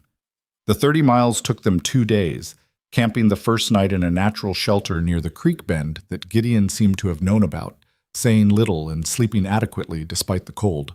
Millhaven was not much. A trading post, a mill, a cluster of buildings that aspired to be a town without yet achieving it. But it was warm, and it had people, And after 2 months on the mountain with only Gideon and February for company, the sheer density of human presence was briefly disorienting, like stepping from a quiet room into a place where everyone was talking at once. The meeting with Ferris was not comfortable. He was a big, careful man who listened more than he spoke, and who looked at Alara with the particular measuring attention of someone deciding whether her presence changed what he was being asked to consider. She let him look. She'd been looked at her whole life. She said what needed to be said when she was asked directly, and let Gideon handle the rest, and by the end of the conversation, Ferris had agreed to 3 things. He would send 2 of his men up to Gideon's territory to winter there through January. He would alert the marshal's office and the county seat to Barrow's operation, and he would have his East Line riders increase their proximity to the mountain's south face. It was not a guarantee. It was a shift in the balance, which was what they'd come for. On the walk back, the first day of it, in the early afternoon light, the trail winding up through the lodgepole pines on the lower slope, Gideon said, out of nowhere, "You argued him better than I would have." She looked at him. "Ferris, when he was stalling on the winter riders, you made the argument about his own exposure before I got there." He said it factually, without performance. "You were right about the framing. He wasn't going to move for my sake. He moved when he understood what it meant for his." "I watched people negotiate my whole life," she said, "at church suppers and town meetings and wagon train councils. People who were never going to listen to me, making decisions about things I cared about. You learn how arguments work when you can't be the one making them." He considered this. "That sounds like a terrible education." "It was an excellent education," she said. "It was just a terrible experience." He almost laughed. She heard it. Not the laugh itself, which she still hadn't heard, but the edge of it, the shape of what it would sound like. They walked on up the slope, into the afternoon light that hit the snow in long gold angles, and made the whole world look, for a moment, like something you could afford to trust. She was not going to say that out loud. She was superstitious enough by now about naming good things before they'd proven they could hold. But she thought it, walking up the mountain through the gold light, with the cold on her face and the weight of everything she'd done and survived settling into something more like strength than burden. She thought, "This is what I am now." She didn't know yet what came after that, but she was starting to think it was something worth finding out. Ferris's 2 men arrived on a Tuesday, 8 days after Alara and Gideon returned from Millhaven. They were not what she'd expected. She'd imagined, without quite articulating it, the kind of men that timber operations in rough country tended to produce, large and loud and comfortable with their own competence in the specific way of men who'd never had reason to question it. What arrived instead were 2 quiet men in their 30s, a broad-shouldered Swede named Anders, who communicated primarily through a series of deliberate nods, and a darker, quicker man named Price, who spoke in short sentences and had the watchful eyes of someone who had spent considerable time in situations that rewarded watchfulness. They brought supplies. Ferris had sent flour, salt pork, a quantity of dried corn, and 2 boxes of rifle ammunition, and they set themselves up in the lean-to that Alara had first sheltered in, which Gideon had reinforced in the weeks since with additional log courses on the open front and a better chimney arrangement for the fire pit. It was still not comfortable by any reasonable standard, but Anders and Price did not appear to be men with strong opinions about comfort. Their presence changed the mathematics of the situation, which was the point. It did not change the situation itself. Barrow's men were still on the northeast ridge. Gideon found fresh sign of them every few days. Tracks, disturbed snares, once a small camp that had been used recently and abandoned. The ash in the fire pit still faintly warm when he put his hand near it. Whatever calculation Barrow was running, he had not abandoned it. He had simply paused it, the way a patient man paused things when the immediate balance shifted, waiting for the balance to shift back. Alara thought about Barrow in the evenings when the work was done and the cabin was quiet. She thought about the ease of him, the friendly voice, the smile that didn't reach his eyes, the way he had looked at her in the bowl with that brief assessing glance, inventory being taken. She had met men like him before, not criminals exactly, or not always, but men who had developed the particular confidence of someone who had always found a way to take what they wanted and had therefore stopped seriously considering the possibility that they wouldn't. Those men, in her experience, were most dangerous not when they were pressing, but when they had gone quiet. December arrived. With it came a cold so settled and absolute that it ceased to feel like weather and became instead simply the nature of reality. The world was cold, had always been cold, would be cold indefinitely. The temperature dropped to places the mercury in Gideon's thermometer couldn't properly measure, a brass instrument he kept on a nail by the door that had simply given up being precise below a certain point and read the same number regardless. The creek froze solid for the first time, which Gideon said didn't always happen. The pines on the upper slopes shed snow from their branches in small avalanches at unpredictable intervals, a sound she had startled at the first time and learned to ignore by the 10th. She had been on this mountain for almost 2 months. That fact arrived one morning with more weight than she'd expected, arriving the way significant facts sometimes did. Not when you were prepared for them, but when you were standing at the stove stirring cornmeal and thinking about nothing in particular. And then suddenly, there it was. 2 months. She had come over Hatchet Gap in early October with 11 wagons and a father who hadn't looked at her, and a plan that extended as far as a hotel kitchen in a town she'd never seen. And now it was December and the wagons were gone, and her father was dead in a frozen creek, and she was standing in a cabin in the Rocky Mountains stirring cornmeal for a man she had not known existed in October. She tried to identify what she felt about that. The feelings available were complicated and did not arrange themselves into anything she could easily label.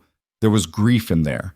For her father, still unprocessed, still arriving in pieces she wasn't ready for. There was something that functioned like gratitude but was more particular than that, more tangled. There was underneath everything the continuous low ember that she had come to recognize as simply her own anger at the shape her life had taken, and which she was learning to live with rather than waiting for it to go out. And there was something else. She was aware of the something else the way you were aware of weather coming before you could see it. A change in pressure, a quality of the light. She didn't name it. She stirred the cornmeal. The conversation that changed everything happened on a Wednesday evening, 3 weeks into December, over the last of the deer stew that she'd stretched further than she'd thought possible. They'd been talking about the spring. Not about her leaving, exactly, but circling it in the way they circled subjects that had weight, approaching and backing off. Gideon had said something about the pass opening in April, maybe late March if the winter broke early. She had said something about Millhaven having a postal service, and that she could write to the Marsh family if she wanted to find out more details about what had happened to the train. And then there was a pause. And in the pause, the unspoken subject moved up to the surface, where it was no longer ignorable. "You'll go," Gideon said. Not a question. A statement that was also, she thought, a door being held open. She looked at him across the table. He was looking at his bowl, the way he looked at things when he was saying something that cost him something and didn't want her to see the cost. "I don't know," she said. He looked up. "I had a plan," she said. "The hotel kitchen. A job. A wage. A room that was mine." She turned her spoon over in her hands. "I still want those things. I want to know that I can do it, that I can get somewhere and make something for myself without someone deciding for me what that is." "That seems right," he said carefully, "to want that. But I don't—" She stopped. She started again. "I don't know if the wanting of it is because it's what I actually want, or because leaving has always been the option that was on the table." She looked at him directly. "Do you know what I mean?"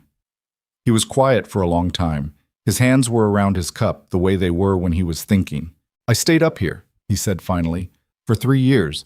Because leaving felt like it would mean something I wasn't ready for it to mean, like it would be agreeing that everything was different now, that what I had before was really gone."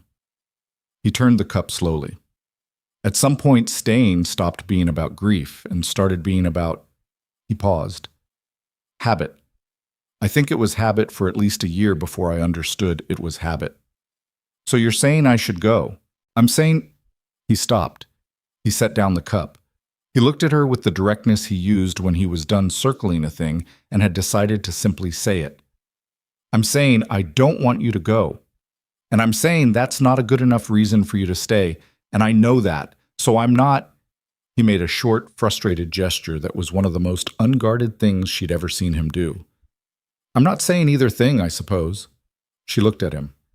"You don't want me to go," she said. "No. Since when?"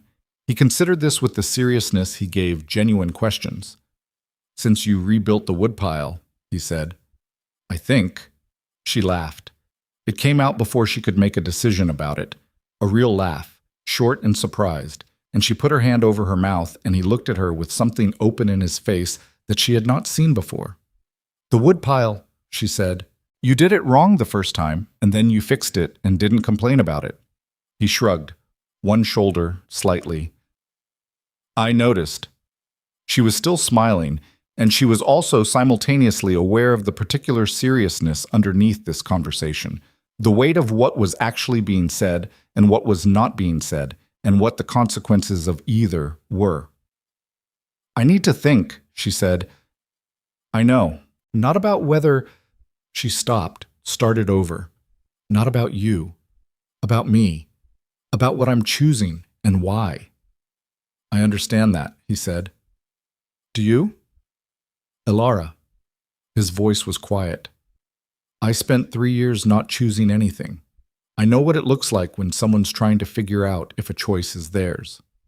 She looked at him for a long moment. February sighed deeply from his corner, as if the emotional weight of the room was encroaching on his sleep.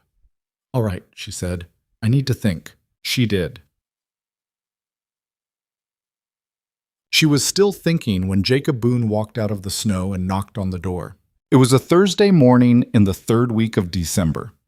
Gideon was outside with Anders and Price, the 3 of them working on the east fence line that had been showing gaps, and Elara was alone in the cabin when she heard the knock.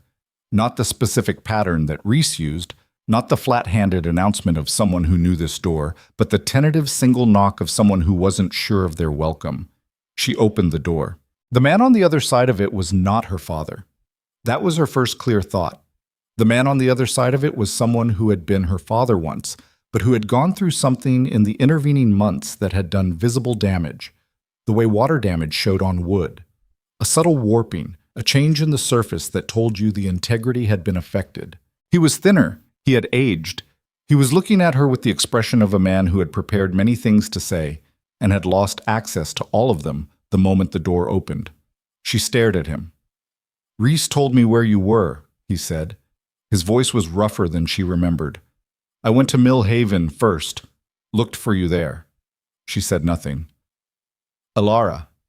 He said her name the way people said names when they were using them as a substitute for everything else. Can I come in?" She stepped back from the door. She did it without deciding to. Some reflex of hospitality so deeply trained that even this couldn't override it. He came inside and she closed the door, and they stood in the cabin and looked at each other. He was not dead. This was the first thing she had to accommodate. The fact of him standing there, breathing, when she had built 2 months of feeling around the information that he was gone. Grief that had been specific and formed had to become something else now, something less definite, and the transition was not smooth. "Reese said you died," she said. Her voice came out flat. "I almost did." He was looking at the cabin, at the stove, the provisions shelf, the rope line with her coat and his coat hanging side by side, the dog in the corner watching him with calm yellow eyes. "The Harker boy. I got him out. I went in after him when the wagon went over, and I got him out, and then I couldn't—" He stopped.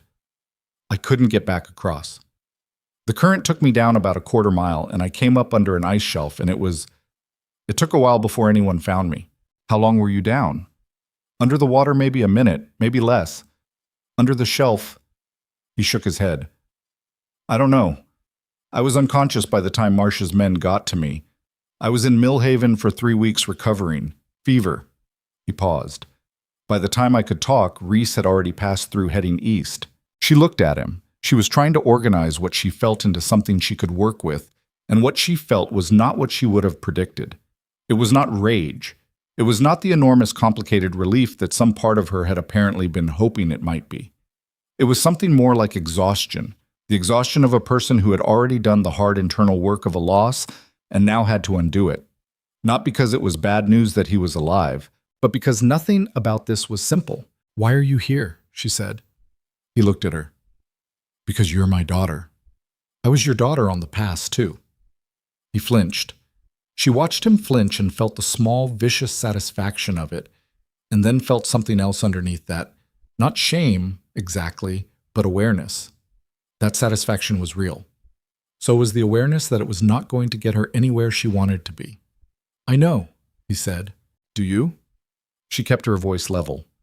Not cold. She didn't have the energy for cold, just honest. Because I've spent 2 months thinking about what happened on that pass, and I have gone around it every way it can be gone around, and I cannot find the version of it where you did the right thing. I've tried. There isn't one, he said.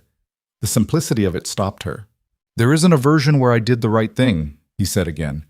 He was looking at his hands, those hands she'd known her whole life, the farm work hands, the hands that had done everything a man in a hard life had to do and had never reached for her, not the way she'd needed. I can give you the reasons. I had them. Felt real at the time, but reasons aren't the same as right. She sat down at the table. He remained standing, which felt appropriate. She was not ready to have him sit at this table, in this space she had made, and she suspected he understood that. You want me to forgive you, she said. He stopped. He started again, more carefully. I came here because I couldn't live with not coming. That's selfish, probably. I'm not going to pretend it isn't. He looked at her. I'm not owed forgiveness, I know that. I came because I needed you to know I understood what I did. Do you? She said. Do you understand it? He was quiet. You didn't leave me because of the wagon, she said. You left me because you'd already decided I was expendable. That's been true my whole life. The wagon just gave you an excuse to act on it. She felt the words going out of her and felt simultaneously the lightness that sometimes came with saying a true thing that had been held too long. Every time you looked at me and looked away, every time you talked about what I should be instead of what I was. That's what happened on the pass. It was just visible, for once, silence. He didn't argue. She had expected him to argue, had prepared, she realized, for the argument, had positioned herself for a fight, and the absence of it took the ground out from under her stance. You're right, he said. She looked at him. I don't have... He stopped. He pressed his mouth into a line, and she could see him working at something, the visible labor of a man trying to reach something in himself that he hadn't given much exercise to. I don't have a reason for it that holds. Not one that isn't just me being small. He looked at her steadily. You were never what I knew how to. You were never what I expected. And I handled that badly. For 24 years, the stove ticked. Outside she could hear voices. Gideon and the other men returning from the fence line, their boots crunching in the snow. I need to know one thing, she said. He waited. The Harker boy. Why did you go in after him? He seemed surprised by the question. He was a child, he said. He was going to die. But Croft was there, the Beckett brothers, younger men than you. They didn't go in, he said, simply. So I did. She looked at him for a long time. She was trying to fit this together with everything else she knew about him. The man who had left her on the mountain and the man who had gone into a freezing river for someone else's child, trying to make them into one person, the whole complicated human being that he apparently was. She couldn't make them fit neatly. She suspected they were never going to fit neatly. People didn't, mostly. They were full of contradictions that didn't resolve just because you needed them to. The door opened. Gideon came in, stamping snow from his boots, and stopped when he saw Jacob Boone standing in the middle of the cabin. His eyes went to Alara. She gave him the small nod that meant, it's all right, or at least, I'm all right. He went to the stove without comment and took his coat off, and his being there, the simple physical fact of him in the room, settled something in her chest. Sit down, Papa, she said. He sat. She got up and put water on for coffee. She did it because she needed something to do with her hands, and because the situation demanded some kind of action, and because making coffee was what she did when things were hard, and she needed a few minutes to think about what to say next. He waited. He was good at waiting, she thought. Had always been good at waiting for things, for seasons, for the ground to dry, for the right moment for whatever needed doing. She had inherited that. It was one of the things she'd inherited. She poured the water and let it steep, and poured 2 cups and brought them to the table. She set one in front of him and kept one for herself and sat down. I'm not going to tell you it's all right, she said, because it isn't, and I don't know if it ever will be, all the way. He nodded. But I'm not... She wrapped her hands around the cup. I'm not going to spend the rest of my life hating you for it. That's not for you. That's because I don't want to. She looked at him. I don't know what that is. I don't know if it's forgiveness exactly, but it's what I have. He looked at his cup. His jaw was tight in the way it got tight when he was controlling something. That's more than I deserve, he said. Probably, she said. But there it is. They drank their coffee in the particular silence of two people who have said the true things and arrived at an exhausted, imperfect, genuine place on the other side of them. He stayed 2 days. She didn't ask him to stay and she didn't ask him to leave, which was as much hospitality as she had available. He was quiet and careful, and he helped with the firewood without being asked, which she noticed. He did not speak to Gideon directly beyond necessary exchanges, but he watched Gideon with the assessing attention of a father taking measure. And Gideon bore it with the composure of a man who had nothing to hide and no particular concern about being measured. On the second evening, after supper, Jacob Boone said to Alara, "He's a good man." She looked at him. "I can see that he is," he said. I'm not saying it to earn anything, just saying what I see." "Yes," she said. "He is." He nodded. On the morning of the third day, he saddled the horse he'd come on, a borrowed animal from Millhaven, he'd said, and stood at the door of the cabin in the thin winter light. Alara stood in the doorway. Gideon was behind her, inside, doing something at the table, not intruding. "Where are you going?" she asked. "West," he said. "Oregon, maybe. Or California. I don't know yet." He looked at her. "The train made it. Marcia's family, the Becketts. They're somewhere in the Willamette Valley by now." "You're not going to join them?" He shook his head. "That life, it was already over before the pass. I think I knew that. I just didn't know what else to do." She thought about what Gideon had said about staying past the point where staying was still about grief, about habit, about the confusion between the two. "Then figure out what else to do," she said. He looked at her, really looked at her, in a way she didn't think he'd managed for most of her life. It was uncomfortable, and it was too late, and it was also, she thought, something. A man trying to see his daughter before he ran out of time to do it. "I'm sorry," he said. "I know," she said. "Go on now." He went. She watched him until the snow took him, and then she stood in the doorway for a moment longer with the cold on her face, and then she came inside. Gideon looked up from the table. She sat down across from him. She put her hands flat on the table and looked at them. The hands of a woman who had cut firewood and set snares and cooked in a cast-iron pan at elevation and stood her ground in a snow-covered bowl with men who wanted to take everything this man had built. The hands of a woman who had rebuilt a woodpile wrong and then rebuilt it right.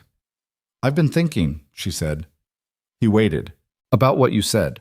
About choosing and not being sure if you're choosing for yourself or choosing out of habit." She looked up. "I think I know the difference now." "Yeah? Leaving was the plan because leaving was the only plan I had. Because everything before the mountain was moving away from things. Away from my father, away from people's expectations, towards something that would be mine because no one had given it to me." She met his eyes.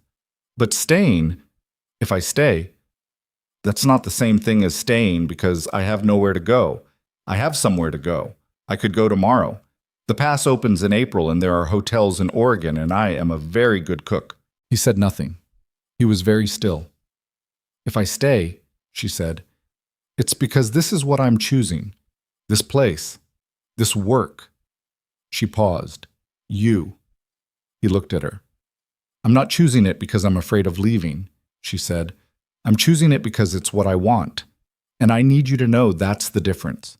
Because I have spent 24 years doing things because I was afraid of what happened if I didn't, and I am done with that." The stove made its sounds. February's breathing was slow and even from the corner. Gideon reached across the table and put his hand over hers. Not a grip, just a hand placed with the deliberate, considered quality he brought to everything he did. "I know the difference," he said. "Good," she said. She turned her hand over under his. Outside the window, the snow fell on the mountain in the slow, patient way it had been falling all winter, indifferent and continuous, covering everything without judgment, making the whole world new and difficult and exactly as it was. The hand stayed where it was for a long time. Neither of them moved it. Neither of them spoke. The stove burned, February breathed, and the snow continued its patient work against the windows. And Alara sat at the table with Gideon's hand over hers and felt, for the first time in her memory, that she was exactly where she had decided to be.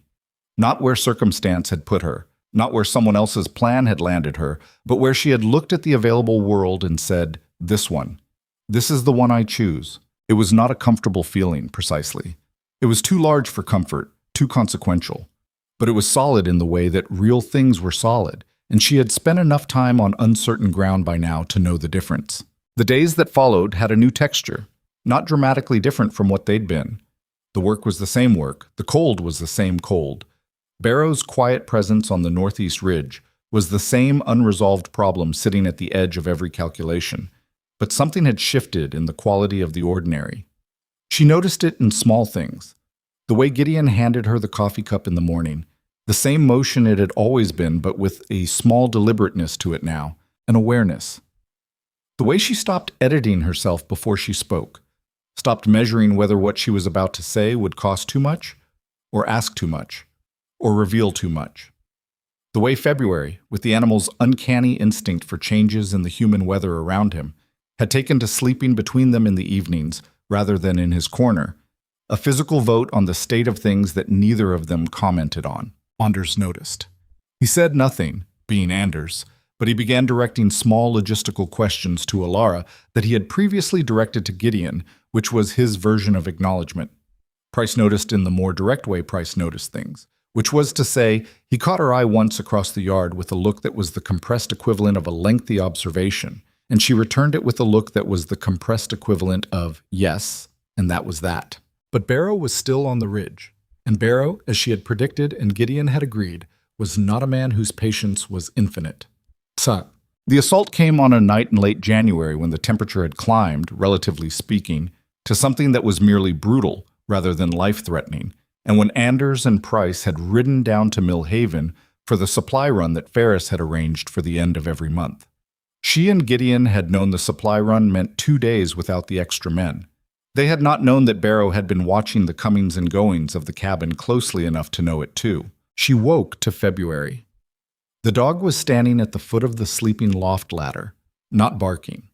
February had never been a barking dog, which was one of the things she'd come to rely on about him, but making a low, sustained sound deep in his chest that she had heard exactly once before, in the bowl, and which she had learned meant something was wrong in a way that transcended the ordinary nighttime sounds of a mountain. She was up before she was fully awake. This was something the mountain had taught her, that the distance between sleep and readiness was one she could not afford to make long. "Gideon," she said, quietly. He was already awake. She could tell by the quality of the silence below her. He slept heavily when he slept, with a particular quality of stillness, and what was there now was the alert, gathered stillness of a man who had been listening for some time. "How many?" she said, coming down the ladder. "Can't tell yet. At least 3. Maybe more." He was already at the wall where the rifles were, moving in the dark with the certainty of a man who knew every inch of his own floor. They've been working around the south side for about 10 minutes. She went to the window. Not to the center of it, she knew better than that by now, but to the edge, the leftmost inch of it where she could see the yard without being visible from outside. The moon was up and the snow reflected it, and in that blue-white light she could see the woodpile and the fence line and the edge of the tree line beyond, and she could see in the shadows between the trees the movement that was not the wind. 4, she said, in the trees on the south, and I think... She moved to the other side. "There's someone at the lean-to." "That's 5. At least." He handed her one of the rifles, the smaller one, the one with the better close-range accuracy, and she took it. Her hands were steady. She noted this with the calm, slightly removed attention she'd developed for observing herself in moments like this. Steady hands, clear head, heart rate elevated but not out of control. The body doing what it needed to do. "What do you want to do?" she asked. "I want them off my land," he said. Flat, certain, with the specific quality of a man who had decided something and was done reconsidering. "Same," she said. "How?" "We can't let them get to the cabin door. If they get inside or get a fire going against the wall..." He stopped. She understood. A burning cabin in January on a mountain was not a recoverable situation. So we go out, she said. We go out. She put on her coat while he unbarred the window on the north side, the one that faced away from the immediate threat, the one that would give them a few seconds that the south-facing door would not. She pulled her boots on and laced them with hands that were still steady, and she looked at him. This man, his face in the moonlight through the window, the face she had been looking at for nearly 4 months now and had come to know the way you came to know terrain, by moving through it regularly until the features were familiar. And she thought, not for the first time, whatever happens, I was here. I chose this. That's mine regardless. Ready, she said. He went out the window first, dropping to the snow below in near silence. She followed, less gracefully, her boots hitting the crust and breaking through, but she was up immediately and moving along the north wall in his shadow. They came around the east corner of the cabin, and she saw them.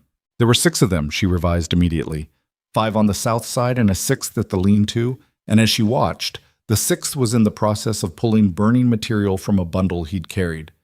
Torchwood, she understood, prepared in advance, brought for the specific purpose of setting fire to the cabin's outbuildings, first to drive them out. Gideon saw it at the same moment. "Hey," he said, loudly, sharply. Not a shout exactly, but a word thrown out with the full force of a man's chest and the complete absence of fear, and it did what it was designed to do. It stopped everyone. 6 men, in the act of various forms of preparation, froze for the single second that a sudden voice in a night operation could produce. Gideon used that second. He put a round through the burning bundle in the 6th man's hands at a distance of about 40 feet, and the bundle exploded in a shower of sparks, and the man dropped it and swore and stumbled backward, and the snow where it fell began to smoke and then went dark. Then everything happened at once. 3 of the 5 on the south side came forward. Not all of them. 2 held back, which told her they were smarter than the 3 who moved, or more frightened, and both of those things had tactical implications. She tracked the 2 who held back and let Gideon handle the 3 who came, which he did with the controlled efficiency of a man who had spent 3 years in wilderness that required him to deal with problems directly and without hesitation, firing once and then using the rifle as a physical instrument when one of them got close enough to grab for it. The 2 who held back split. One went left, looping around toward the north side of the cabin, and she understood what he was doing, getting behind them, getting a position from which the cabin would be between him and Gideon's fire, a flanking movement exactly like the one the young man had attempted in the bowl in November. She did not let him complete it. She moved to cut him off at the northwest corner of the cabin, and she came around the corner and he nearly ran into her the same way his companion had run into her in the bowl, and she had a brief, clear thought. The same situation, 4 months later, but I know what I'm doing this time. And she did. She knew what she was doing. She put herself in his path the same way she had before, not to fight him in any way that required skill she didn't have, but simply to stop his movement, to occupy the geography he needed, to use what she had, rather than wait to have something else. He was bigger than the young man in the bowl. He didn't go down the way that one had. He crashed into her, and they both went hard into the cabin wall, the logs solid against her back and the breath going out of her in a rush, and she held on.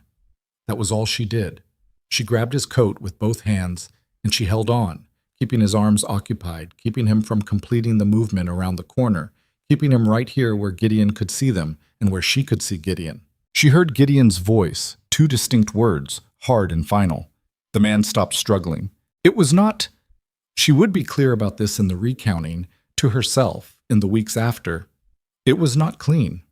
Nothing about it was. She had a bruise across her back from the cabin wall that would hurt for 2 weeks. There was a cut on her right forearm that she didn't notice until the next morning, probably from a coat buckle or a snag on the logs. Nothing serious, but nothing pleasant. Her hands ached from the grip they'd kept and the cold they'd stayed in, and she had landed on her knees at some point in the process, and both of them were wrong in ways she'd feel climbing the loft ladder for days. When it was over, truly over, when the 6 men had retreated into the trees and the sound of them had faded and the night had gone back to its ordinary mountain quiet, she sat down in the snow against the north cabin wall and looked at the sky. The stars were very clear. That was the thing about that kind of cold. It cleaned the air until the sky looked like something that had been polished. She could see the whole sweep of it, the dense band running north to south, the individual bright points, the general overwhelming extravagance of it all. Gideon sat down beside her, not on her behalf, not to check on her, which she would not have wanted, but simply sat in the snow because he needed a moment too. She was glad of it. "You're hurt," he said. He'd seen her hold her arm. "It's not serious. You?" "Ribs," he said. One of the men had gotten a blow in that she'd seen from the corner of her eye. 2, maybe 3. "Cracked or broken?" "Can't tell yet." He breathed carefully, testing. "Cracked, I think. It doesn't move wrong. You need to be bound." In a minute, they sat in the snow and looked at the sky. February came around the corner of the cabin and sat between them and also looked at the sky, or appeared to, with the philosophical air he sometimes adopted when the humans around him had done something he couldn't entirely interpret. "They'll come back," she said. Not a question. "Not tonight." He paused. "And not after Ferris hears about this." "You think he'll move on Barrow?" "I think Barrow burning out someone Ferris has taken under his protection changes the calculation for Ferris." He shifted carefully, the ribs making him precise about it. "Ferris is a man who runs on calculation. I don't like him much, but he's not stupid, and this is now his problem too." She thought about Barrow in the bowl, the easy smile, the friendly voice. She wondered if he'd been there tonight, directing from the tree line, or if he'd sent his men and watched from further away. She suspected the latter. Men like Barrow generally were not in front. "It's over," she said. Not the night. The whole thing. She could feel it. The specific weight of a situation that had been suspended in threat for months had changed its quality. Tonight had been an escalation, yes, but it had also been a line crossed, and lines crossed created records and consequences that the patient waiting in shadows approach did not. "Yes," Gideon said. "I think so." She put her head back against the cabin wall and looked at the stars and let herself feel the truth of it, that they were both alive, that the cabin was standing, that the winter was more than half over and the spring was on the other side of it, that she had sat down in this snow of her own volition, next to this man, in this place she had chosen. Her back hurt. Her arm was going to need cleaning. The stars were extraordinary. "Come on," she said. "I need to see your ribs." "What?" Ferris sent 4 men up within the week.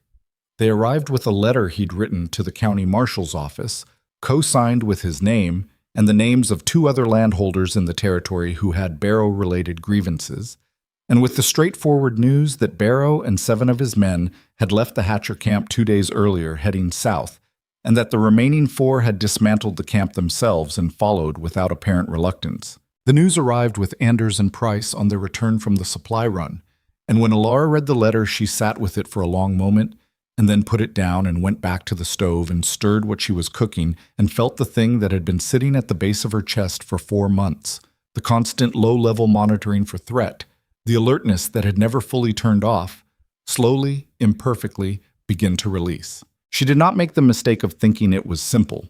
She had read Barrow correctly enough to know he was not a man who abandoned a calculation simply because a season had gone against him. He would go south, and he would find somewhere else to work, and he would press on someone else's territory with the same patient confidence. That was what men like Barrow did. She could not fix that. What she could do was note that he was no longer here, and let that be enough for today.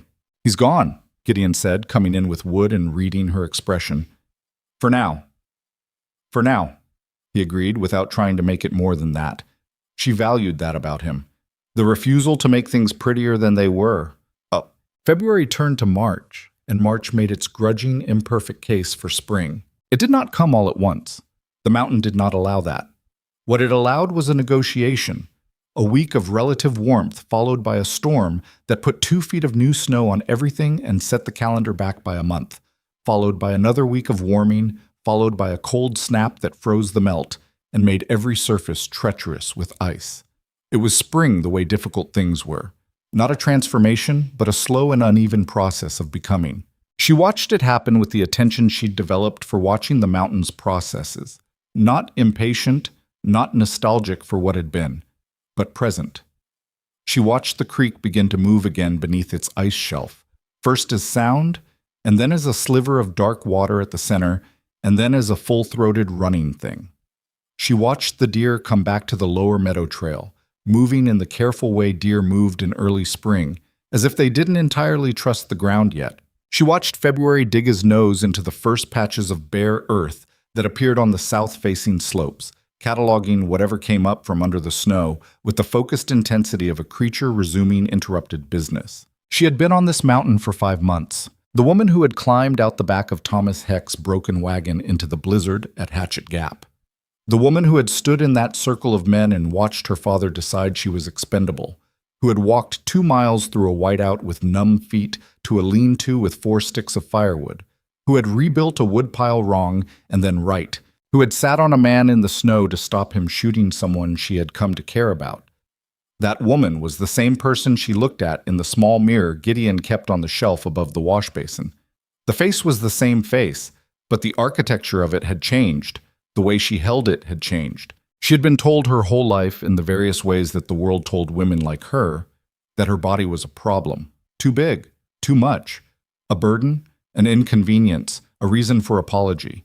She had internalized that, more than she'd known, more than she'd been willing to admit. She'd carried it like a tax, paid it every day without examining whether she owed it. The mountain had not told her that. The mountain had no opinion about her body whatsoever. What the mountain wanted to know was whether she could walk far enough and carry enough and stay warm enough and think clearly enough when thinking clearly was the difference between alive and not. She had demonstrated over 5 months that she could. Her body had carried her through the blizzard and up the slope and through the cold that split wood and across 30 miles of winter terrain to Millhaven and back. Her body had stopped a man from flanking them in a snow bowl and again against a cabin wall. Her body had done what it needed to do. She was done apologizing for it.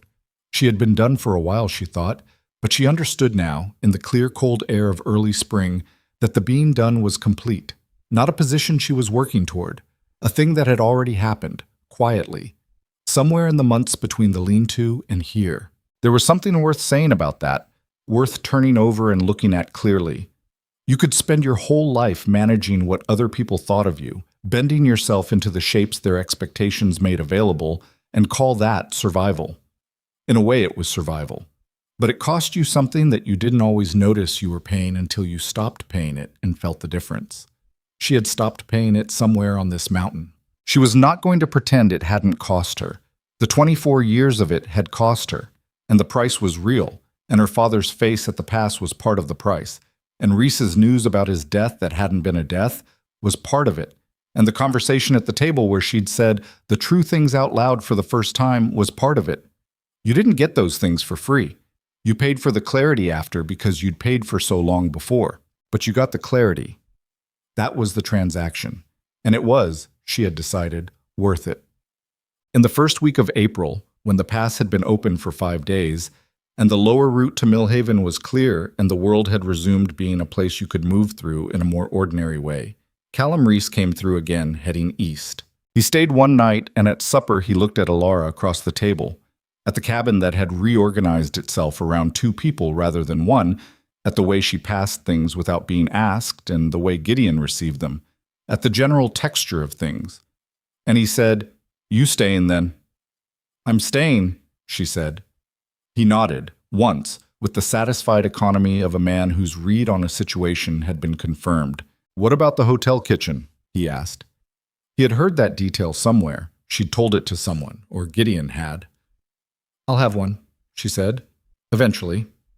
She had been thinking about this, had been thinking about the cabin and its distance from Millhaven and the slow commercial activity of the town, and what she knew how to do and what the territory needed.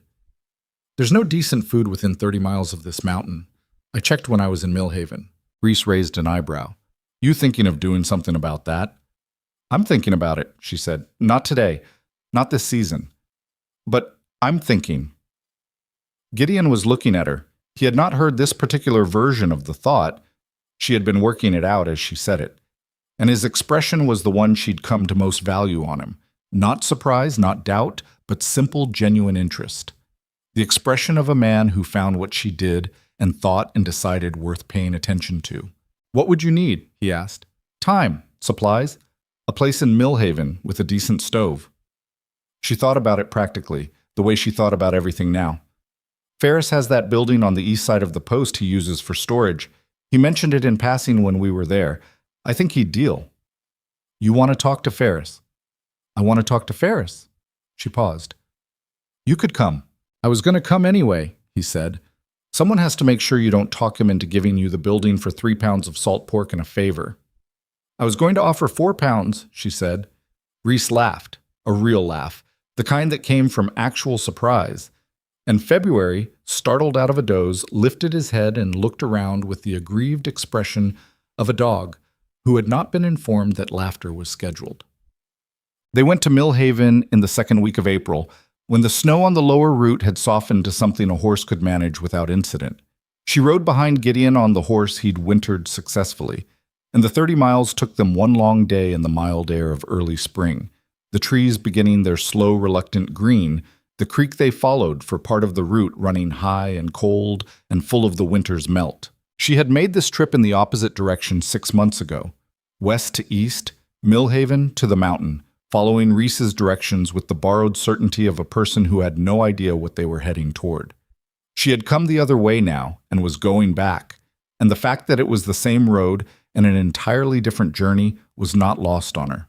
The conversation with Ferris took 2 hours and produced an agreement that she considered fair and that Ferris clearly considered slightly more than fair in her favor, which meant she had done it right.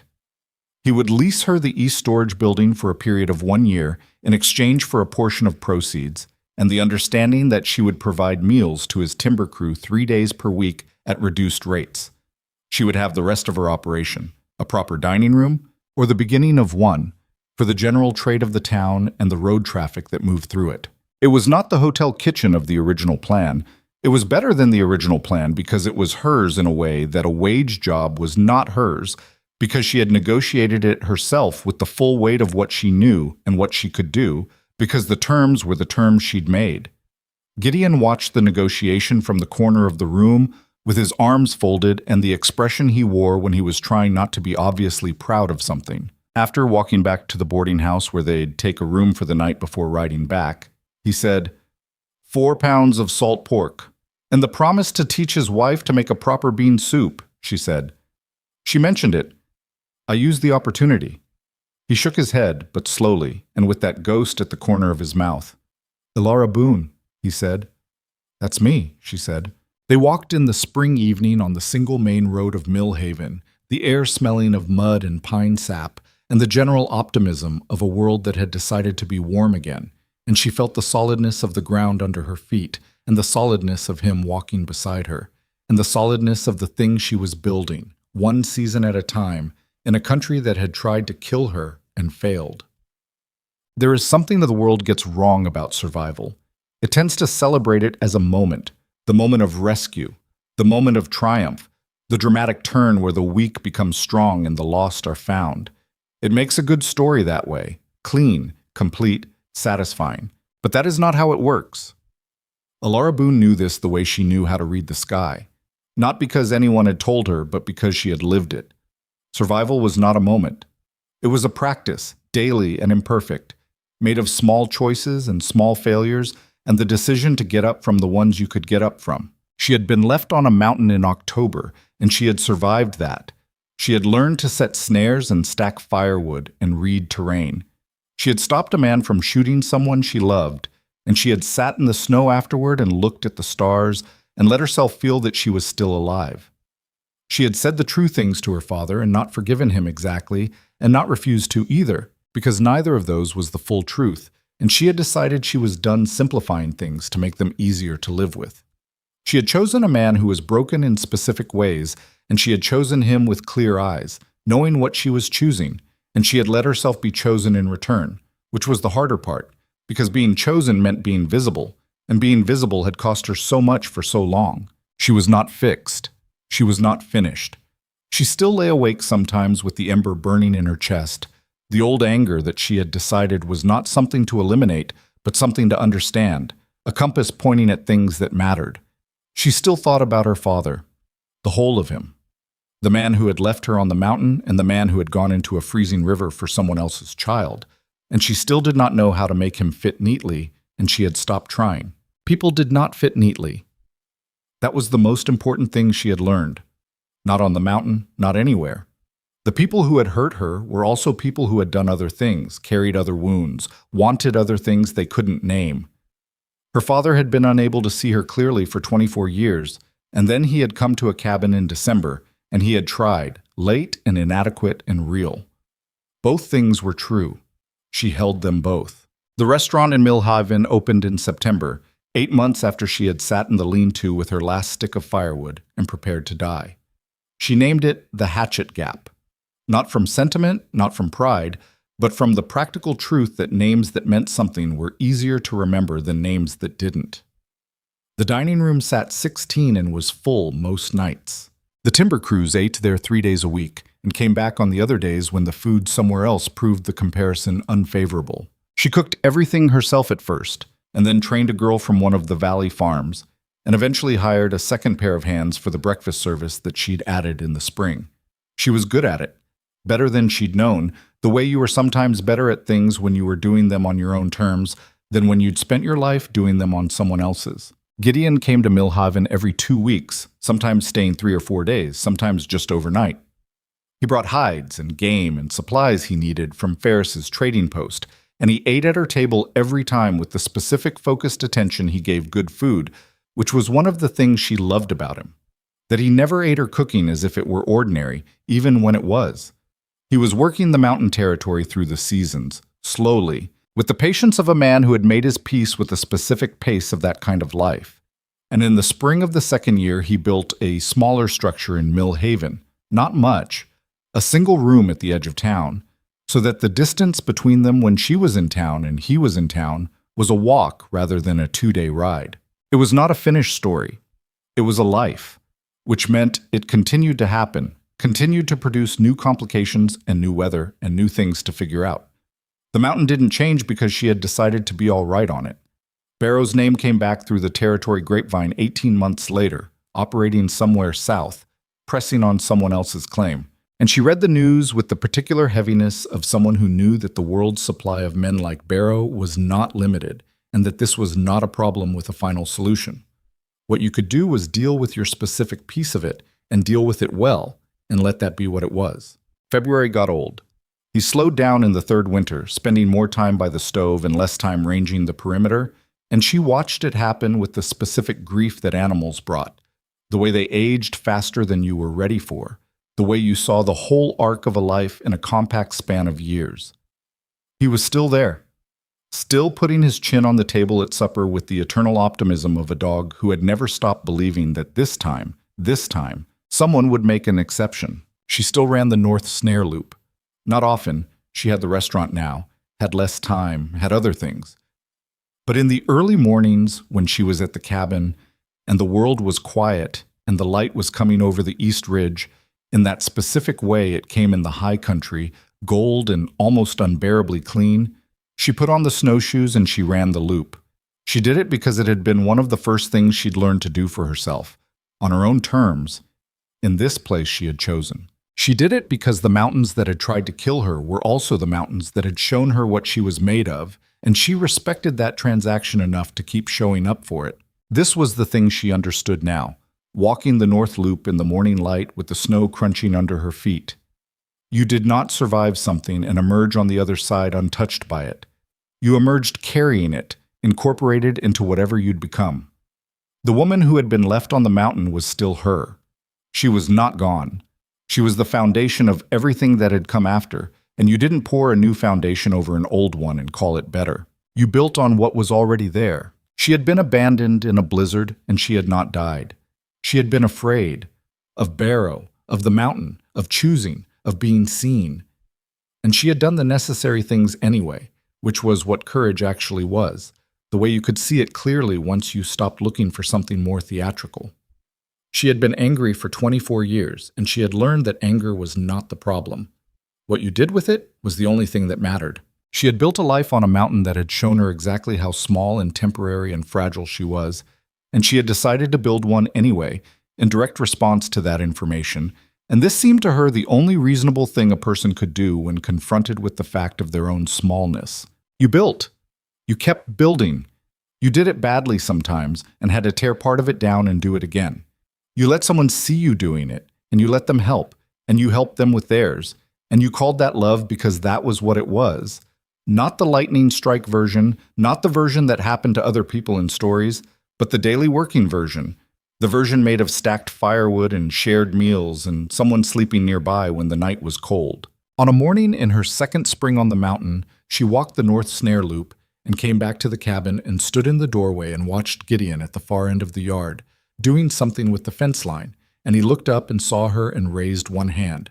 Not a wave, just a hand raised, acknowledgement. I see you. You're there. And she raised hers back. She was here. She had decided to be. She had chosen this, without condition, without the old need to earn her place or justify her existence or apologize in advance for taking up space. The mountain was very quiet around them. The snow was melting on the upper slopes, and somewhere on the south face the first bare ground of the year had appeared, and February was probably already there with his nose in it, retrieving whatever the winter had buried. The world was going about its business, indifferent and enormous and exactly itself. She turned and went inside to start breakfast.